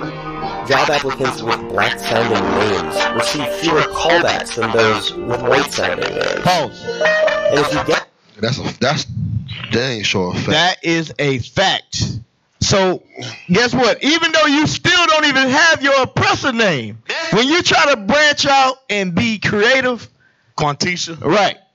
Quantisha, DeMarcus. Not getting it. Demario. Nope, not getting it. LaQuanton. Whatever name you got. Next. Guess what? You're going to be penalized for that. But understand, that's still, give me Deuteronomy 28:37. I'm going to show you why you have these names that you have. Why are you calling yourself Johnson? Deuteronomy chapter 28. Verse 37. And thou shalt become an astonishment, a proverb, and a byword. A what? A byword. Byword is any name outside the name of Israel. God gave you the name of Israel. But guess what we find ourselves? Johnson, Banks, Tomlinson, Thomas, all these Jenkins, so on and so forth. These are not the names that the Most High God placed on us. O'Neal. Press play. Get the job. Keep in mind that you'll be working just as hard as your white colleagues, but might make 30% less than them. 30% less. If you're black in America and you want to buy a house, your agent might show you fewer properties than his white clients. And if you manage to find your dream home, you might have a harder time getting a bank loan. Pause. If you're The hatred is real. Now you can't get a bank loan. Let's go to Deuteronomy 28. And let's go to verse, 42, 43? Lynn to thee? 43. Read that. Deuteronomy chapter 28, verse 44. So pause. What we're reading about are things that actually happened to us. This is researched and found out to be true. So what are we proving? We're proving that the Bible is true. If you on here and you watching and listening, a lot of people say the Bible ain't true. Remember the sister that called in on the radio show we did the other day? We're showing you this stuff is true. And it's happening to who? To the Israelites. Read it. Deuteronomy chapter 28, verse 44. He shall lend to thee. He what? He shall lend to thee. Esau will lend unto us and the other nations. Read. And thou shalt not lend to him. And thou shalt not lend to him. Because do they come to us for a mortgage? Is Fannie Mae backed by Floyd Mayweather? No. Floyd Mayweather got to get a loan. He got to get a loan. The only Fannie Mae back they trying to see is down in the hood at about 2:30 in the morning. Press play. If you're black in America, you might get pulled over by the police more than your white friends. If that happens, police are more likely to search your car, and they're more likely to use force against you if there's a misunderstanding. If you're arrested and convicted of a crime, your sentence might be harsher too. If you're black in America and you get sick, you might have to tough it out. Doctors prescribe pain relievers to black patients less frequently. That's for you hospital Negroes. You hospital Jews. Read. Press play. Than to white patients. And sometimes life-saving heart medication too. If you're black in America and you're getting older, make sure to plan ahead. You might have a harder time getting into a nursing home than your white friends or family. And finally, if you're black in America and you're tired of this bias and you want to use your vote to change the system, it won't be easy. When you try to learn about where or how to vote, local officials might not even return your call. Now, there are some caveats. First, Hispanics, Asians, and other minorities face a lot of these situations, too. Notice, I want y'all to take note. Who was the first other minority they talked about? Hispanics. Because guess what? Y'all go through the same oppression that we go through right here in America. The Hispanic man is just like the so-called black man. Y'all go through the same message. All right, so we going through. Blew up the message. We going through how the hate is real. So those were a lot of different outlets that showed the hatred that we experienced. You got the article up, y'all there? Now I'm gonna show this next article is going to show you how the Israelite man is oppressed here in America through business. How we are oppressed through business and how we are hated in business. Read that for me. Can you see that? All right, I'll read it. All right. When building your business means hiding that it's black owned. So, for you to have a successful business here in America, you gotta hide that it's black owned. Now, you can be a spokesman all day long. They'll let Jordan, you can be like Mike all day long. You can be like LeBron. You can be like Penny. You can, what's the name of the black dude that do the deodorant? Red Spice. You can rock Red Spice all, but guess what? Terry Crews. But we all know who's behind those companies. Now, when you want to do it yourself, you got to do it a different way. We'll prove it to you. Read that. In growing his patio installation company, Dwayne Drahan. I said that right? Hey, Terry Crews. Yeah. Biggest black man, all the muscles, got touched by the white man and did absolutely nothing. Man, wait. Yes, D.L. Hughley was right. Don't get mad. D.L. Hughley was right. Right. God made you with muscles for a reason. The white man touched me. He want to go. He was sign some paperwork. He was mentally gone. My bad. I didn't mean to cut you off. Dwayne Drahan erased all clues to the public that he, a black man, owned the business. That meant no photos of him or his family on his website, giving the potential customers the impression the business was part of a franchise and that he was a project manager, not the owner. And recruiting a white insurance company representative to conduct job interviews and assembling his white sales team. This man, we have to use tact. We have to use tact in how we come up in the world. He couldn't have no families of his photo on his website. He had to tell people he was the project manager. He couldn't just boast, hey, this is my business. But as we read down, he's going to show you why he had to roll like that. Scroll down. I'm the janitor. No. The covert tactics helped him to build more than $6 million over 9 years to white clientele. We got a call. All right. Man, we ain't got no call. All right, keep reading. Do we got a call? All right. Welcome to the Lionz Den Radio Show. What's your name and where you calling in from? I'm calling from Ohio. Okay. The reason why we're calling is we have like a black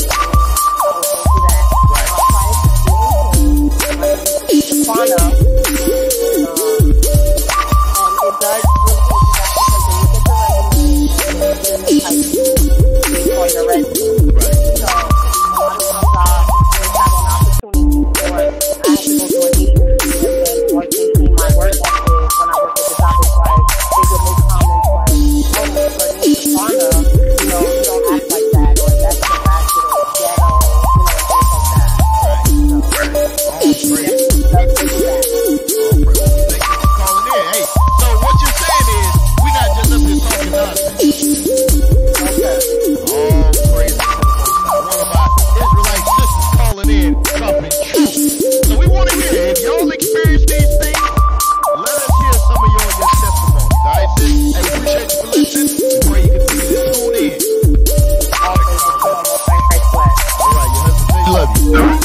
That call-in number, 407-545-4624. At least she called in. All right. Keep reading. All right, so the covert tactics help him to build more than $6 million over 9 years. Yeah, he had to do covert tactics. Right. Hey, just to do a business. Just to do his business. He had to go in stealth mode. Read. He had to become a Navy SEAL to be able to do his business. Damn. SEAL Team 6. We got the business started. To a white clientele he perceived as racist. Read. As he often encountered potential customers who slammed doors in his face or refused to allow him in their homes, he said. I never said I wasn't the owner, if asked. I would admit it. But I always said I am either the project manager or a designer, he said. So he had to disguise himself. Keep reading. Drawn is among entrepreneurs who feel compelled to conceal the fact that their businesses are black-owned for fear they will lose patronage. Now, listen to why they will lose patronage. Patronage means business. These are the two reasons why you will lose business if you admit it's black-owned. What you got? Saying that too, he knows that black people won't support his business. There you go. It's going to say it. Keep reading. Either to misperceptions that the product or services are only for black, or to racial biases on the part of potential users. What are the racial biases? The racial biases that black people do not want to buy black. But it's going to say it as we go down. Don't it? It says it, right? All right, keep reading. Some entrepreneurs leave their photos out of websites and marketing material. Others give the impression that their white employees actually own the operations. Drawn closed his construction business and moved to Naperville to start VizX design studio landscaping design firm in 2014. After about a year, he became comfortable enough to reveal himself as the owner. Other business owners have reached out to me. I am closing deals, but I am so used to protecting myself. Every time I knock on the door, I have a fear, he said. He's even put his photo on his company's website and Facebook page. So now he's getting comfortable. He got comfortable enough to, admit that he's the owner of the company because he became established already. He ain't worried about losing business. He got a good clientele. Read. That's not a move Chicago tech entrepreneur James Parker is ready to make. Right, because he's still trying to get his foot in the door. Read. He's opted to keep his image out of the promotion of his bestdatenight.com, which offers discounted date outings. This is the part that I wanted. This little part right here. Read this. The idea in any tech startup is to grow. Make a lot of money and dump it for more money, he said. As soon as you say it's black owned. As soon as you say that this business is black owned, what will happen? White people will believe it's only for black people. Okay, that's reasonable because a lot of our businesses are only for black people. Next part. And black people. And what? Black people. In the words of Deacon ASAP, black people, will look for something wrong with it. So what will black people do? Will look for something wrong. Well, that's too small. That ain't big enough. Man, that's expensive. Right. That's all I get is that. That's our people. So, hey, go to the next video. I wanted to make sure we got that in before we kept going. So understand, the hatred is real, not just on the part of the other nations, but of your own people. Of your own people, they will hate on you and keep you down at a certain level. It should say the top 5 issues facing black Americans. I think that was it. All right. What are the 5 biggest issues facing blacks in America? Here's my list. Problem number 5, the victim mentality. Nothing holds someone back more than seeing himself as a victim. Why? Because the victim is not responsible for his situation.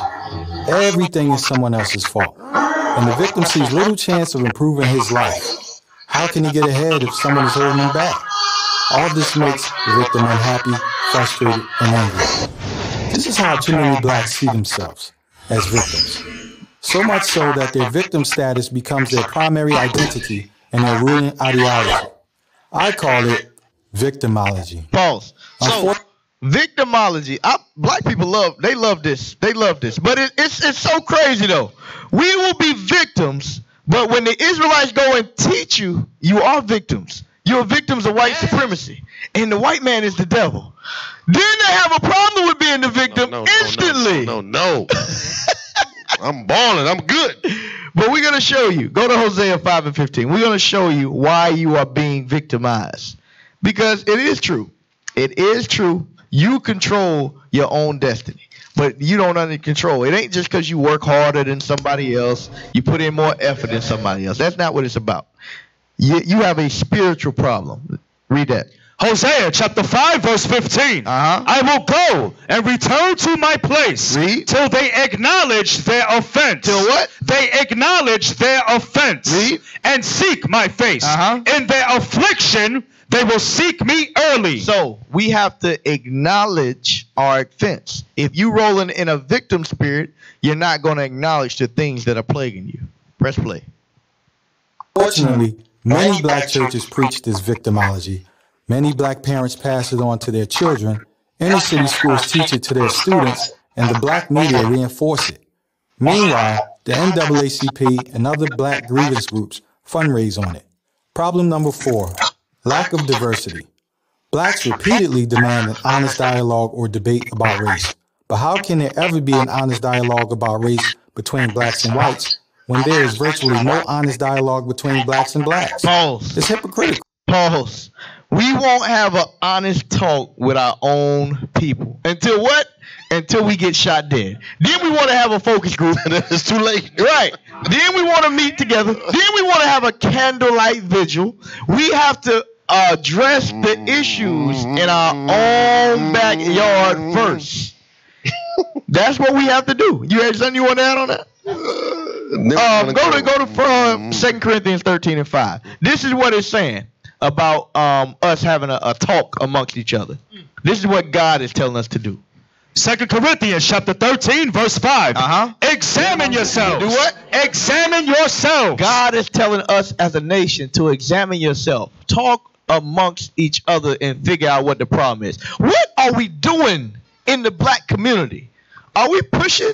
Are we listening to music that leads to single parent households, that leads to us to want to murder, rob, and kill, and steal, be drug-ridden neighborhoods? Are we listening to Lil Bootsy? Right. Yes, we are. That's what we need to. We got to examine ourselves. Read. Examine yourselves, whether ye be in the faith. Prove your own selves. That's what we have never done in the black community.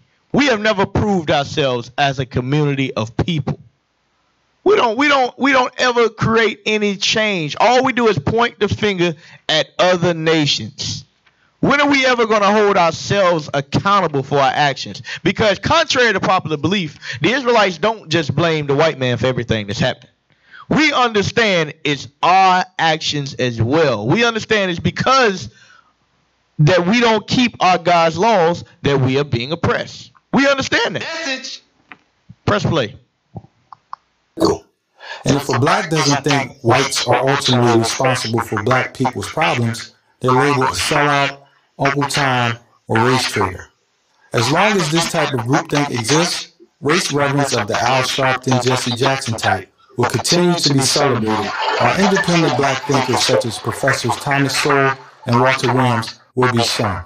The honest race dialogue and debate that first has to happen is not between blacks and whites, but between blacks and blacks. We demand diversity from others, but need to practice it ourselves where it really matters, in thought, opinion, and even political affiliation. Problem number 3, urban terrorism. As just about everyone knows, but too few talk about publicly, in majority black cities, violent black-on-black crime is rampant. A Department of Justice study from 1980 through 2008 revealed that blacks accounted for almost half of the nation's homicide victims, 47.4%, and more than half of the offenders, 52.4%. All while being... We are 13% of America's population, but we account for 52% of all homicides. What you got, officer? What you got? Nothing to say about that. Nothing to say about that. The hate in our communities is real, Israel. The setup is real. The net is real. The net is real. Hosea 4:6. So 4:1. Hosea 4:1. Let's see if this true. Is it true what they say about the black man, or is this just smoke and mirrors? Let's see. Hosea chapter 4, verse 1. Hear the word of the Lord, ye children of Israel. Ye children of Israel. Read. For the Lord hath a controversy with the inhabitants of the land. Read. Because there is no truth, nor mercy, nor knowledge of God in the land. What do we do? By swearing and lying and killing. And what? And killing. And what? And killing. And what? And killing. And killing. God says that in our nation, we have a problem with killing one another. The black man will rise up to kill his own brother very, very quick. I was watching, just like Deacon Ithon brought out, when they addressed the individuals that killed Malcolm X.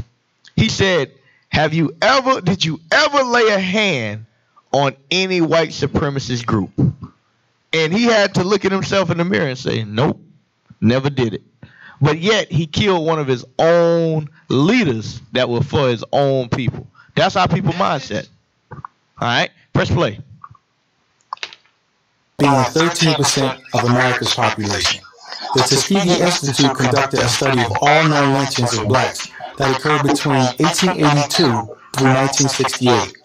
During this 86-year span, which is essentially the post-Civil War era up to the Civil Rights era, 3,446 blacks were reportedly lynched. Presently, black-on-black murder eclipses the number of blacks lynched over the course of 80 years, roughly every 6 months. Unbelievably, the culpability for this disproportionate amount of mayhem actually lies with the menacing 2 to 3% minority within the black populace. I call them urban terrorists. And since they're literally spawned from problem number 2, the black community protects them. Pause. It's heavy what he just said. The black community protects these urban terrorists. What is he talking about? No snitches. No, what is it? Snitches get snitches. Our own community, we something got to be wrong with the mindset of our people. We kill each other. We go complain to the police about they not doing their job. Yet everybody in the neighborhood know who did it. What is wrong with us? Something's got to be wrong. What do you need the police for if you already know who did it? Did that make any sense, man? I don't know. Maybe I'm tripping.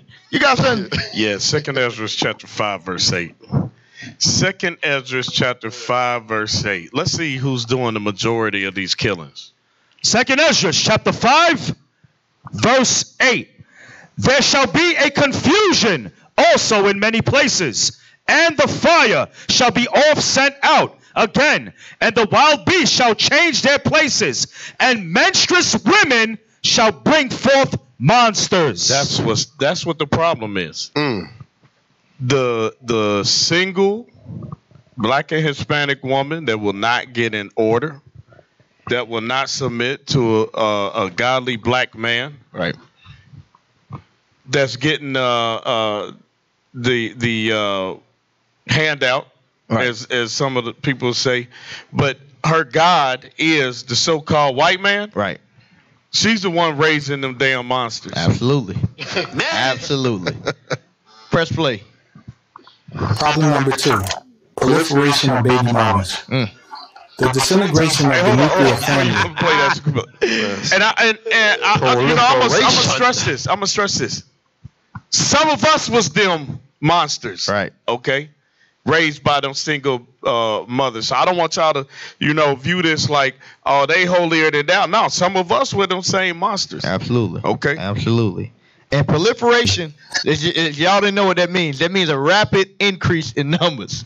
That's what that means. So it means we have increased the number of baby mamas quickly. Right. Mas rapido for the Northern Kingdom. Read that.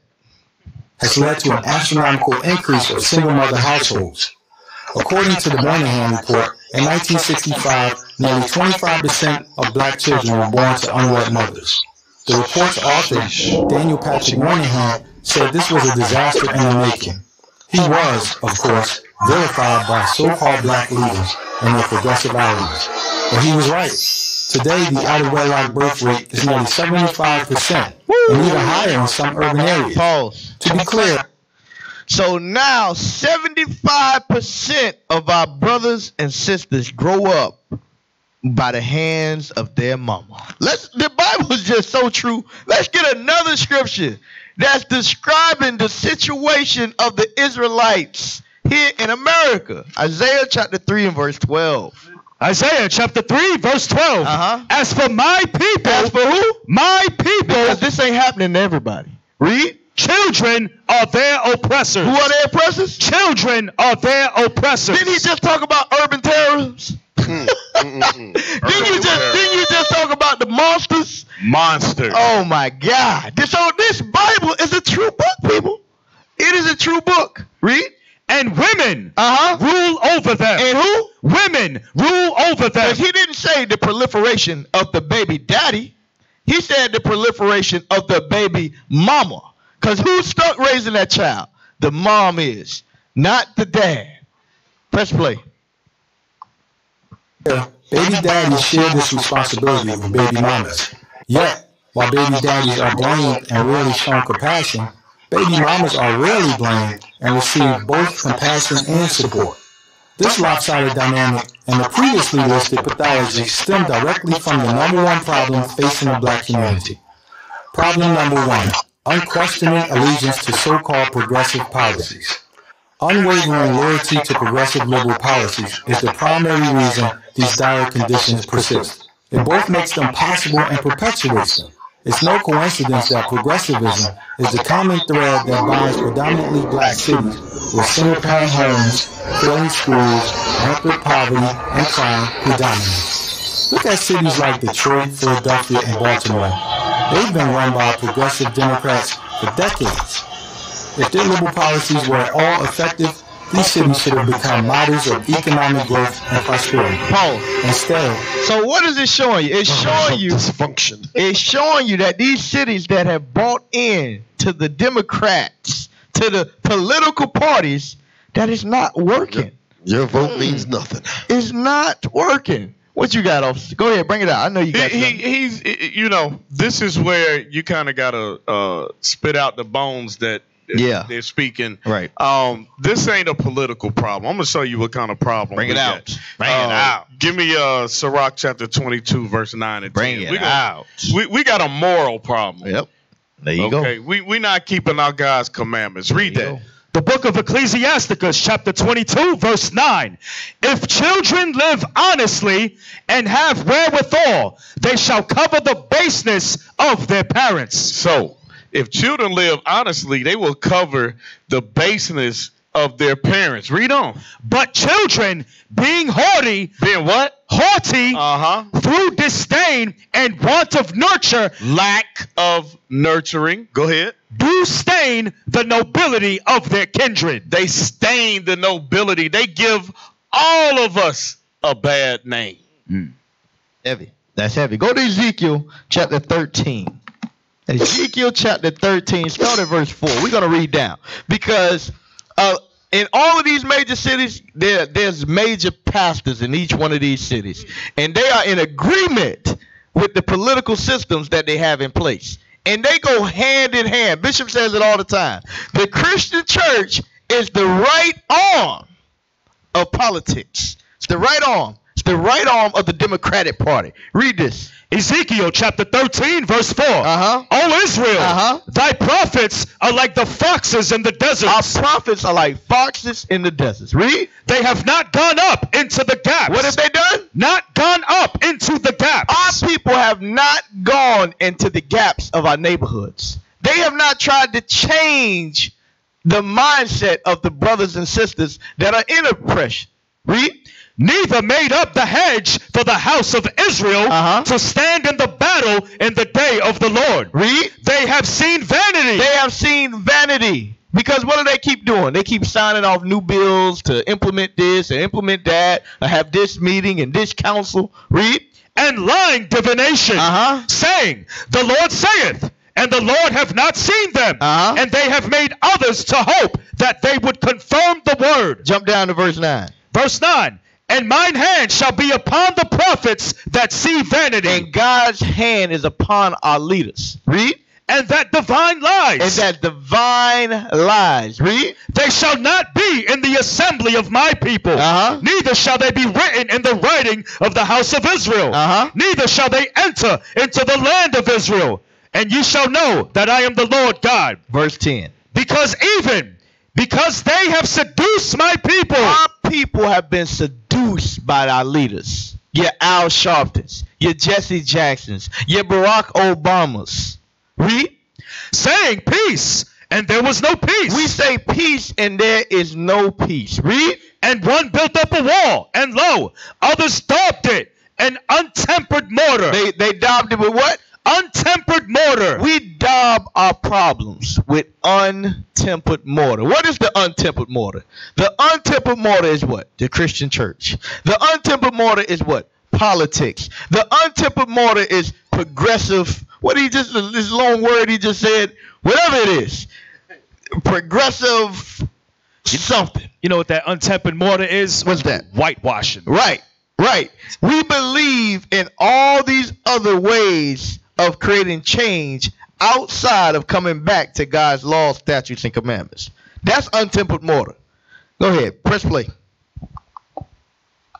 They're matters of dysfunction. By fostering and exploiting the victim mentality, discouraging self-examination, subsidizing baby mamas, and making excuses for black thugs, so-called progressive policies don't alleviate the problems that afflict the black community.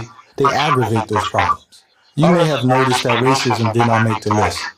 Why not? It's simple.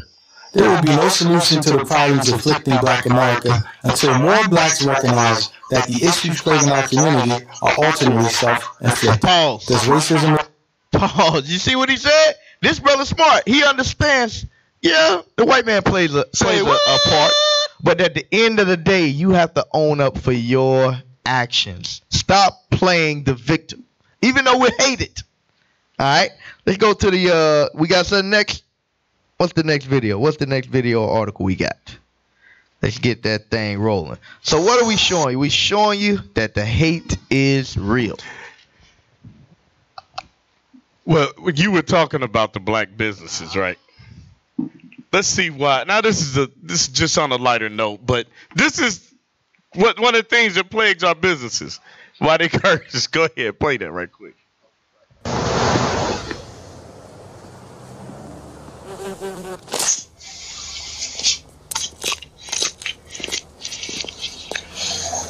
May I help you, sir?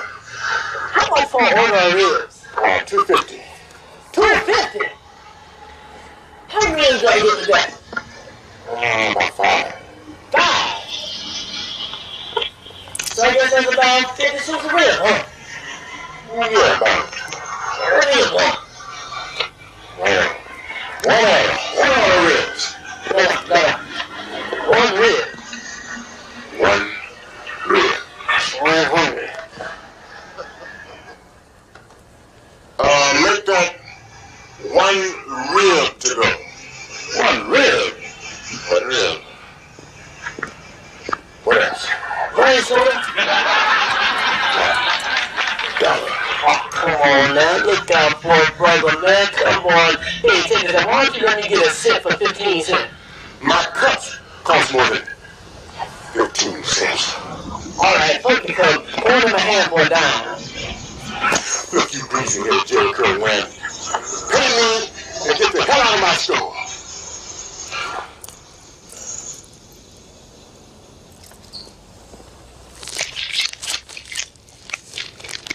You got change for 100? Look, we're gonna need an orthopedic surgeon to remove my foot from your ass.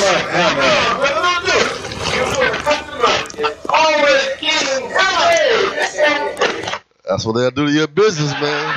That's what they'll do to your business. He was going to pull it off, sir. The curse. Deuteronomy 28:17. Oh, man. That's the hookup. Give me the hookup. Because our people When it comes to Esau and the other nations, they ain't looking for no hookup. They're willing to pay full price, including tax. But when it comes to our own people, nah, man. Let me get that. I know it costs $10, but let me get it for $9.15. You know what I'm saying? You go. I'm good for. I'm good for it, right? This is why this curse fell upon us. Read that. This is the book of Deuteronomy, chapter 28, verse 17.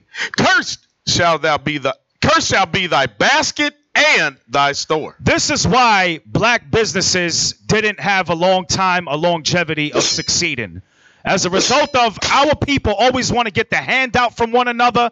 Due to hatred, we don't want to see our next brother prosper. We don't want to see our next brother's business succeed. So therefore, we ask for handouts and don't want to pay each other back. Message.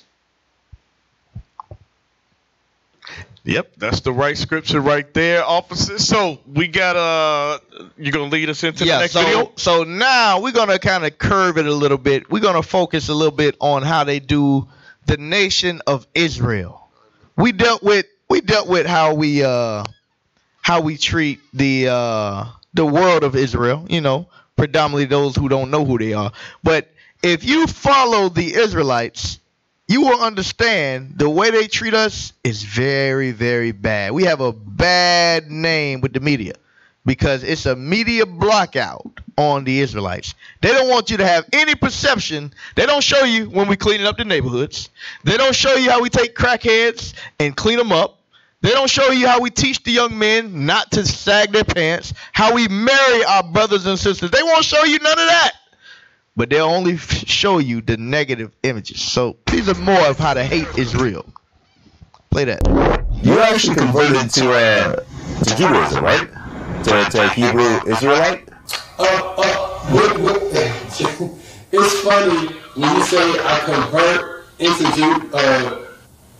how do you say it, but the word convert, I can't convert to something that I was bloodline that I'm already is. Like, that's who I am, that's who my bloodline is. Like if you read the history, it'll tell you everybody in play is at today. You just have to learn how to read and decode things. You know what I'm saying? But you just have to be very educated. You have to be very mindful of your circle. You have to be very mindful of what information you let out. Because with that whole situation, that can get folks killed. You know what I'm saying? And that can get people injured. And you just have to be mindful. But I know who I am. It's not that I converted. I realized who I was. Well, I mean, did you grow up Christian, though? No, I grew up Catholic. Catholic, okay. My grandma was a Catholic. My family is half white, half black. So you grew up Catholic, but then at one point you decided, once you researched it, you decided, that you were going to follow, more the Judaism sect. Actually, when I grew up with I knew, my grandma never said and told me, she said, hey, I'm Catholic. She never said that. But when I was growing up, you could see all the rosary, the different, the way she did her house, how strict she was. It was more like Catholic, the programs that we watched. She was more on a Catholic, mentality. So when I got to become a teenager, I ended up moving with my godmama. She lived every word through the Bible. And so I started studying the Bible with her and everything, and I started to read even deeper, when I got on my own. And I started realizing, like, wow, we don't get taught this stuff in church. You know what I'm saying? So I just kept reading, and the more you search, you start to put two and two together. Now, I did say that I was kicking it with a couple of Israelite, Hebrew Israelite gangs, but then I had to cut that short, too, because... Go ahead. No, there ain't no Hebrew Israelite gangs. That was real gang, Matter of fact, give me a scripture that says black Hebrew Israelites. Put me that scripture. It's not in the Bible, Antoine Dotson. And Vlad is the devil, man. Vlad is the devil.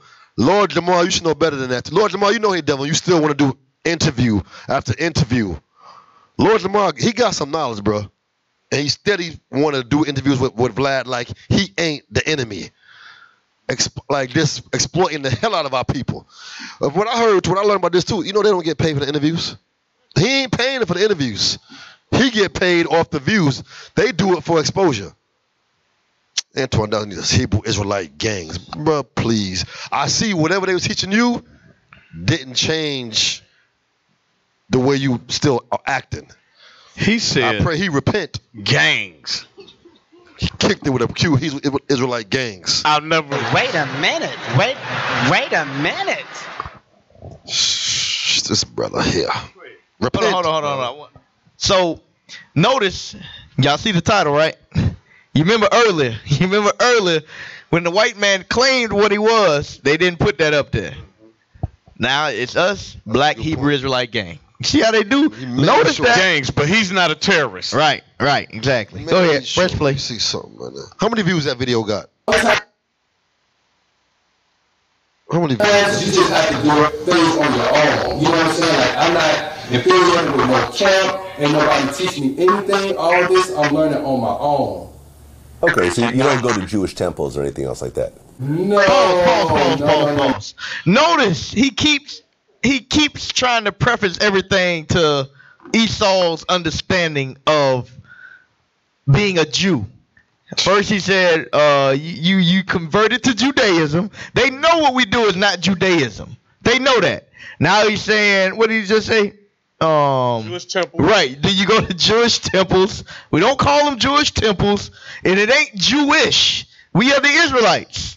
But they have to do this. They put all these different titles out here to confuse you. Hold on. Video got 83,000 views too. Yep. So let's just go on and dispel this myth right quick. Right. Let's get Romans chapter 9, verse 3 and 4. Bring it out. But there might be some new people watching and they don't know. So we need to clear it up for them. Absolutely. The book of Romans, chapter 9, verse 3. For I could wish that myself were accursed from Christ, for my brethren, my kinsmen, according to the flesh. Because we are the Israelites, and Christ is a black man. That's right. Who are Israelites, to whom pertaineth the adoption. So these things belong to the Israelites. The adoption. And the glory. And the covenant. And the covenants. And the giving of the law, and the service of God, and the promises. Read verse 5. Whose are the fathers, and of whom, as concerning the flesh, Christ came. Concerning the what? Concerning the flesh, Christ came. Concerning the flesh, Christ came.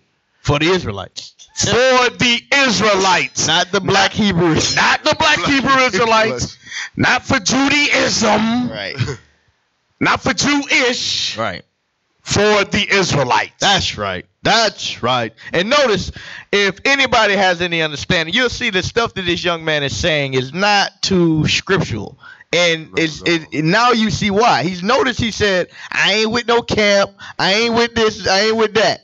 Yeah. And that's why you allow them to put an interview out and you saying and calling yourself a black Hebrew Israelite. That's why they could pick him off so easy. Exactly. Because he ain't got no protection. Exactly. Why won't they interview Bishop Nathaniel? Tell them to do that. They'll never do that. Tell them to interview Deacon Ithon. They won't do that. All right. Press play.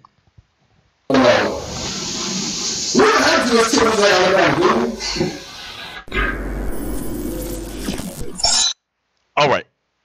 I got two videos. Pull up the one I sent you that starts at 6 seconds to like a minute 38. Now, I want to show you something. Esau understands without a shadow of a doubt, this is his kingdom.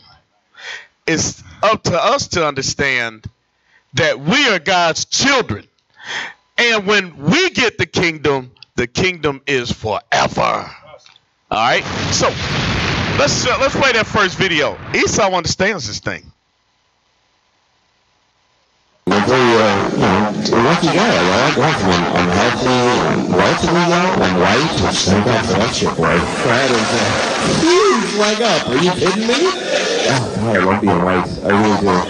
Seriously, if you're not white, you're missing out, because this shit is thoroughly good. But let me be clear, by the way, I'm not saying that white people are better. I'm saying that being white is clearly better. Who could even argue? If it was an option, I would re-up every year. Oh, yeah, I'll take white again. Absolutely. I'm enjoying that. I'm going to stick with white. Thank you. Here's how great it is to be right. I could get in a time machine and go to any time, and it would be fucking awesome when I get there.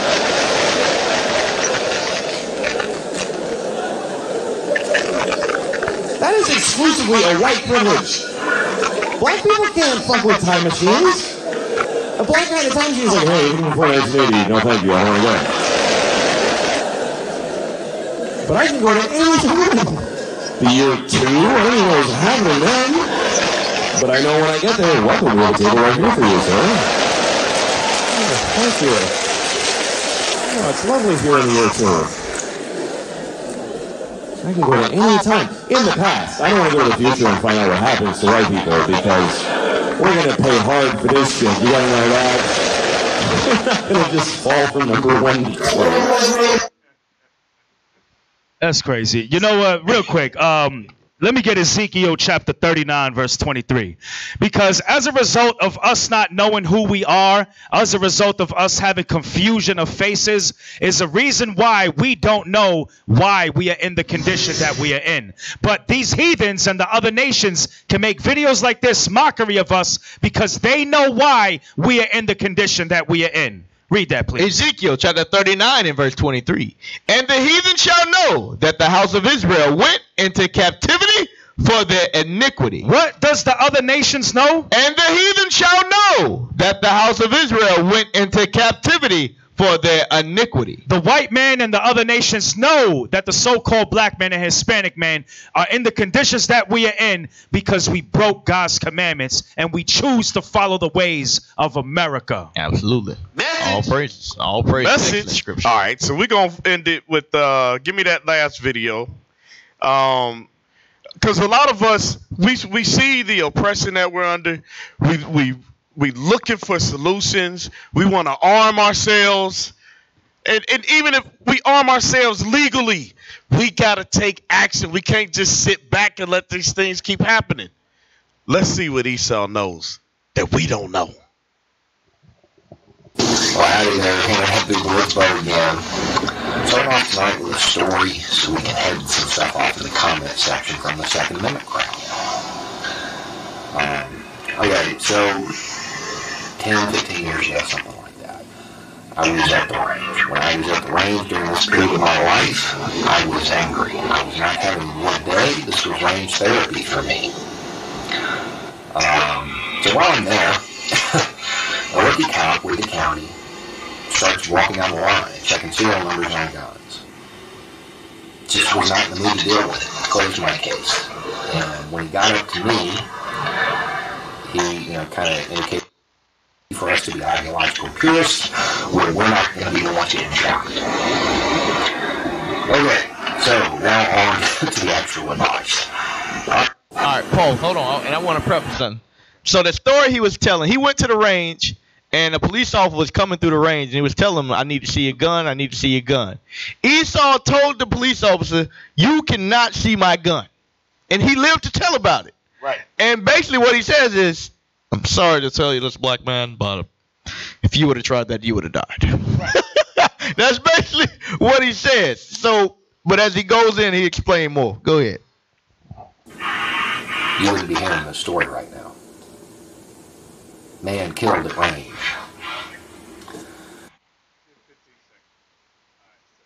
What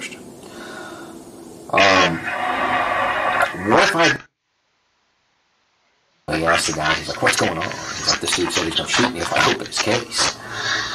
And the sergeant looks down the range at the target I was shooting at. Looks back at him, he's like, well, I wouldn't open the case then. Everybody laughed.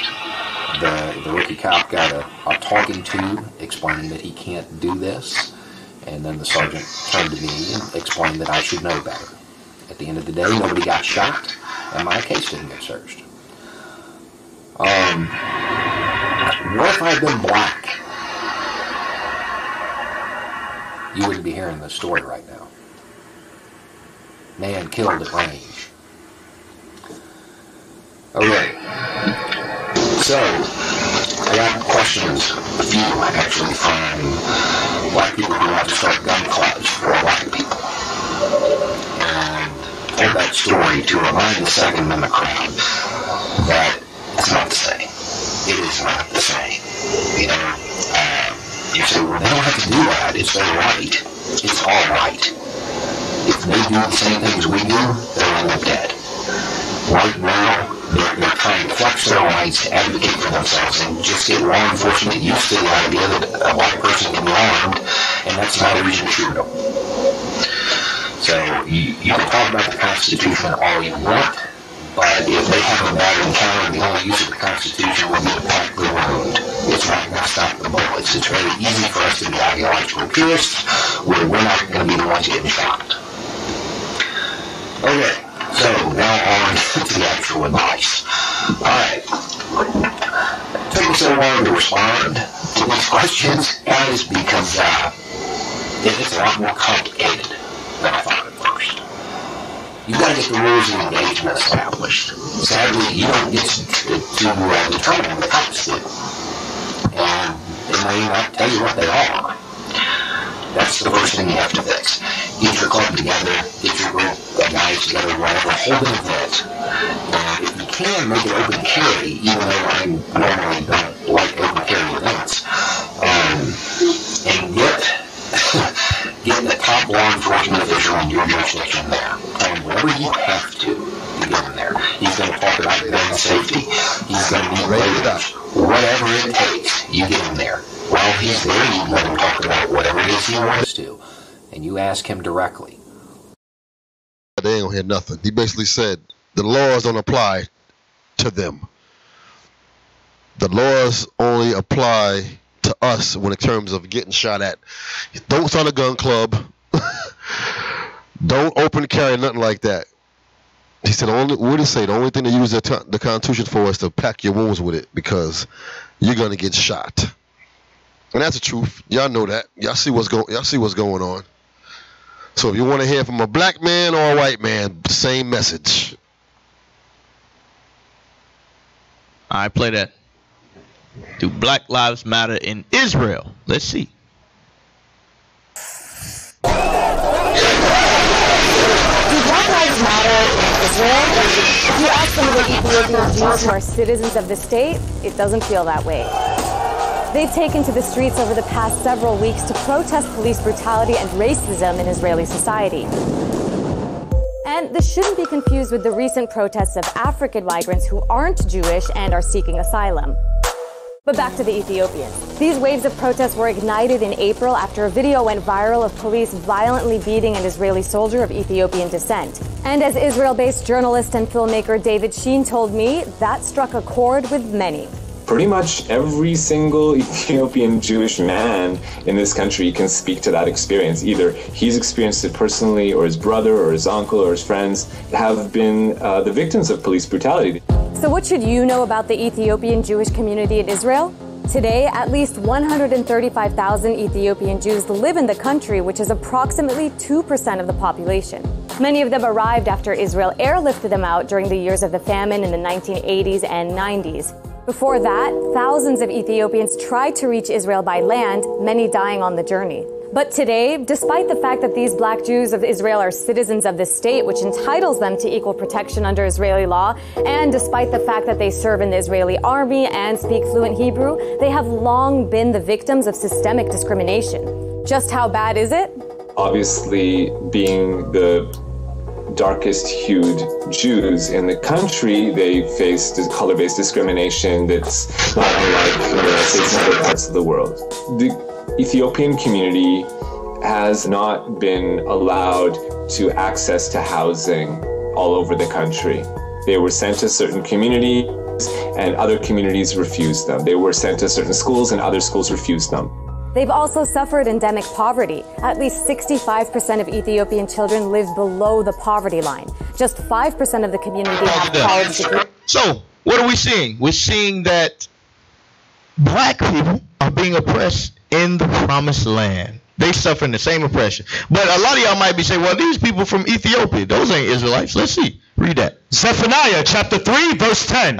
From beyond the rivers of Ethiopia, my suppliants, even the daughter of my dispersed. Even the daughter of who? My dispersed. Read. Shall bring mine offering. So, understand, some of these individuals that are going through the oppression, guess what? They are indeed the children of Israel. And they're suffering oppression where? In Israel. So if anybody tell you to flee America, to go somewhere else, guess what?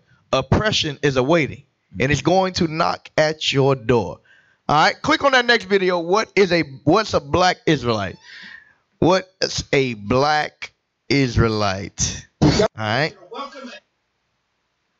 Here you go again. Look how they title it, a black Israelite.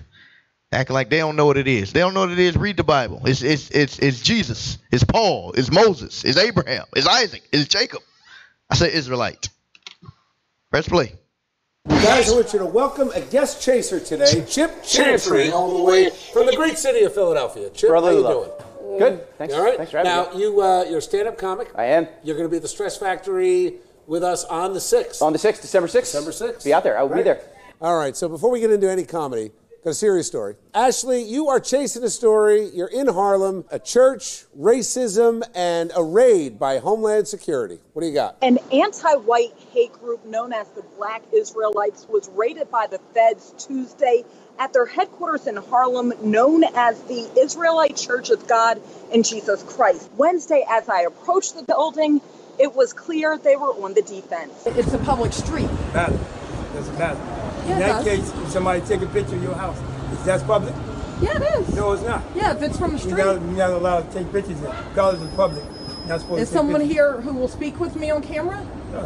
No pictures. FBI agents from the North Division and several law enforcement agencies collected evidence. The FBI says because this case is ongoing, they can't yet speak as to why they're investigating. I spoke with Pastor Johnny Green from a church just a few doors down who caught all the action. It was serious. Whenever you see FBI agents and all of the police officers that were around yesterday, you know that it was something serious going on. While I have no inside information as to exactly what was taking place, I know that it was a serious matter that was taking place. In 2008, the Southern Poverty Law Center wrote members believe that Jews are devilish imposters and openly condemn whites as evil personified, deserving only death or slavery. But went on to say most of them are not explicitly racist nor anti-Semitic and do not advocate violence. I asked Pastor Green what he thinks of his neighbors. Some of them, we're friendly. You know, we talk, we shake hands. I haven't had any problem with them. Whoa, pause. Notice he said, I have no problem with them. But all the content that they'll bring up is guess what? Esau made up. The SPLC said this, they said this. But the brothers are blameless amongst the brothers that they are around in the community. Exactly. But the media won't put that out there. Keep pressing play. You know, specifically. There's black Israelites that show themselves in Philadelphia every Friday afternoon. It's like 3 o'clock at City Hall, spewing kind of interesting messages to any passersby down there. I guess it's an interesting question, like what's hate speech and what's not. Like, I mean, they have the freedom of speech to say that, and I guess unless it incites violence, I guess that's the question. I mean, hey, I want you to go back. Stop. Pause right there. Go back like just a couple of seconds. Look, everything is staging for Esau. Yeah, right. You see, they got the sisters up there sitting right in front of them for everybody to look at, right? Talking about the Israelites, right? And that's who they send to get the interviews, and they try to, always have that view of us being against each other, right? Exactly. Esau's the devil. All right, stop it there. Even though exactly. Go ahead. Give me Romans 9, 13 through 15. Bring it out. Because they say we are anti-white. No, we about our people, and we about God's laws. Absolutely. Okay? So we're going to read the Bible and see what the Bible says. The book of Romans, chapter 9, verse 13.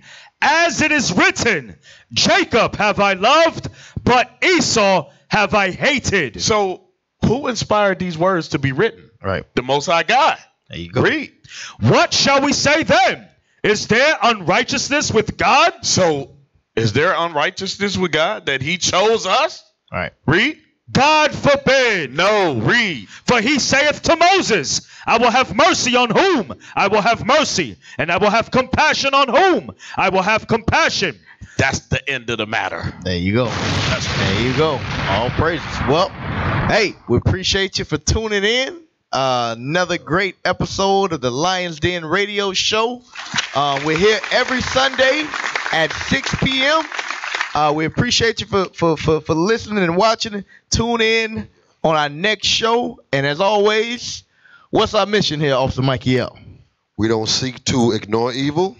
We seek to expose it. We only seek to expose it. With that, we say shalom. Shalom. Shalom. Shalom, shalom.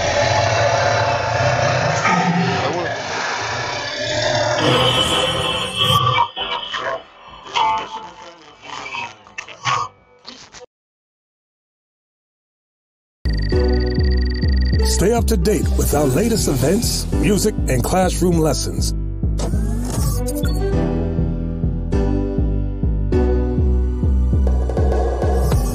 IUIC plans to continue visiting different countries where this gospel has not been preached before. IUIC needs your help in pushing this truth.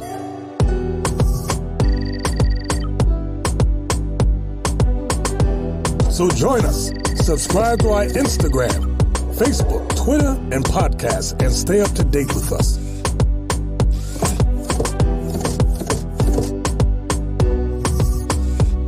For more information, please visit www.israelunite.org.